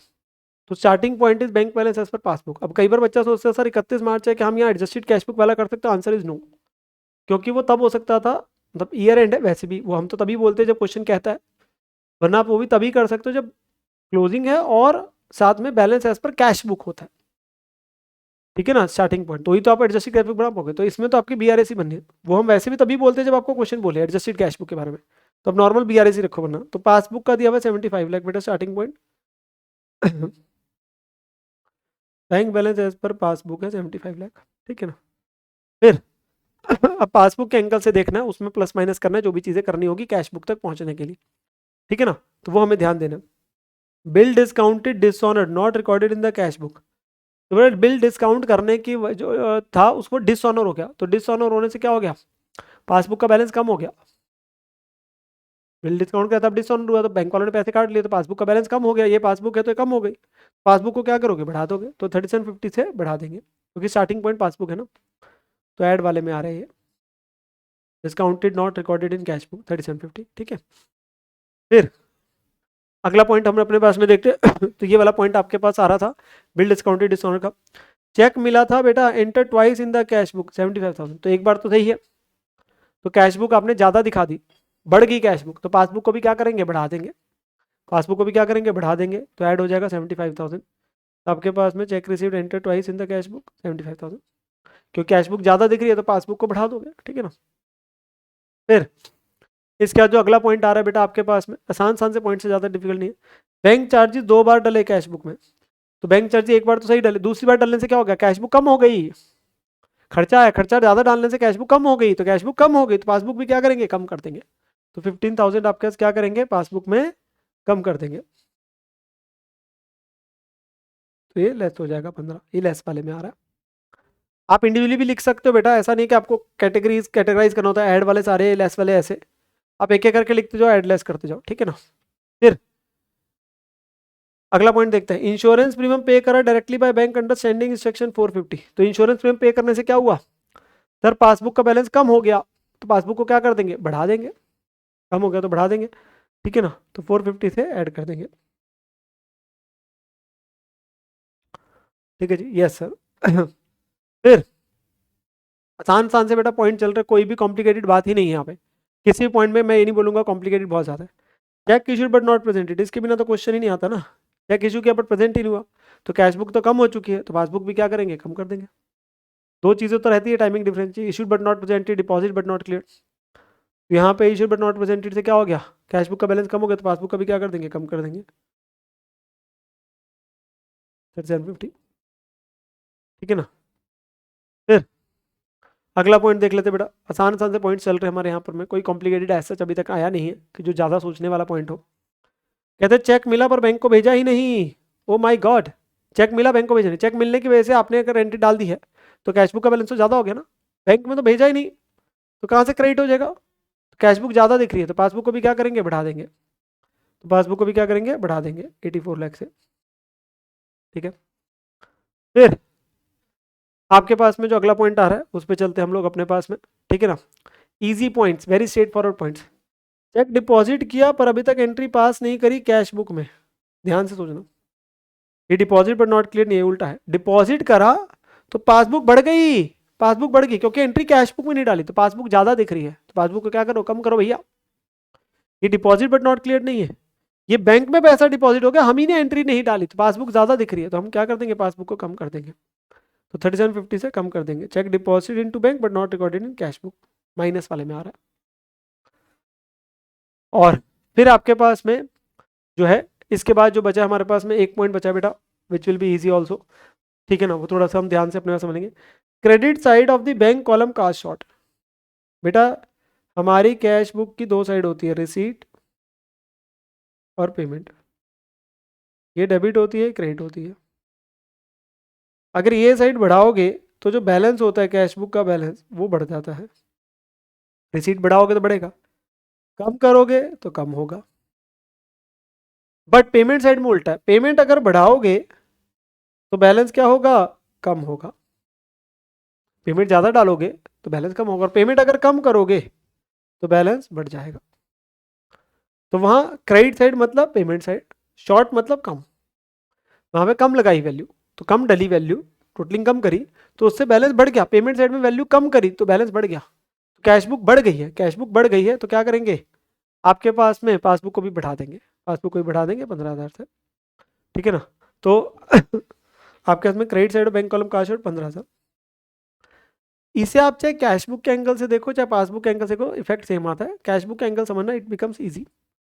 ठीक है ना, उसमें कोई दिक्कत नहीं। अगर आप पासबुक के एंगल सोचो तो पासबुक का credit side is the receipt side, deposit side. तो डिपॉजिट साइड कम होने से कैश बुक का पासबुक का बैलेंस कम हो जाएगा, तो आप बढ़ाओगे।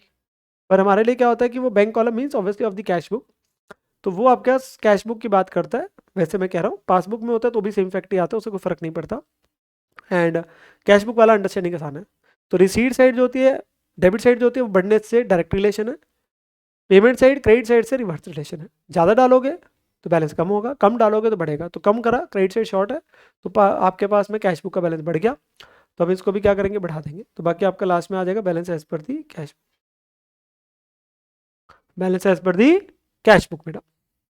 ठीक है ना। और फिर आपके पास में जो एक लास्ट अंतिम सवाल एक और आपके पास दिया हुआ है ऑप्शन में, objective and advantages of setting accounting standards. तो जल्दी बच्चा अवॉइड ही करता है, वो थ्योरी वाला है, अंटिल अनलेस बीआरएस का चैप्टर छोड़ के गया हुआ है। ठीक है, तो बेटा थ्योरी वाला है। ऑब्जेक्टिव एडवांटेज है, तो हम एएस वाला टॉपिक करते हैं। आप लोगों के यहाँ पे लेवल पे तो फाउंडेशन में बड़ा बेसिक है, सिर्फ इंट्रोडक्शन वगैरह दे रखे, डेफिनेशन ऑब्जेक्टिव क्या क्या है, और डिटेल में तो आप इंटर फाइनल में करते हैं बातें। तो बेटा अकाउंटिंग इसीलिए बने थे ताकि स्टैंडर्डाइजेशन हो सके अकाउंटिंग के अंदर में, कंपैरिजन हो सके हमारे पास, जो यूनिफॉर्मिटी रह सके अकाउंटिंग पॉलिसीज के अंदर में। नहीं तो हर एंटिटी हर व्यक्ति अपने हिसाब से किताब बना रहा है, तो आप कंपैरिजन नहीं कर पाते हो ऑब्वियसली, जो हम सही और गलत की नहीं अपने पास परिभाषा दे पाते, तो इसलिए आपके पास मेन चीज़ें आती है। ठीक है ना। तो यहाँ पर मैं वही कहानी सुनाई हुई है। अकाउंटिंग है selected set of accounting policies and principles वगैरह आ रहे हैं, और क्या क्या मेथड्स आपके पास फॉलो करने हैं। ठीक है ना। अकाउंटिंग स्टैंडर्ड बोर्ड है हमारे देश में बेटा, जो ये अकाउंटिंग स्टैंडर्ड बनाता है आपके पास में। मेन ऑब्जेक्टिव क्या है एएस का, ऐसे स्टैंडर्ड्स बनाना जिससे फाइनेंशियल स्टेटमेंट जो है वो प्रिपेयर हो सके जनरली एक्सेप्टेड अकाउंटिंग प्रिंसिपल्स के हिसाब से, और ये हार्मोनाइज करते डाइवर्स अकाउंटिंग पॉलिसीज को। मेन ऑब्जेक्टिव क्या, uniformity, comparability and qualitative improvement आ जाती है।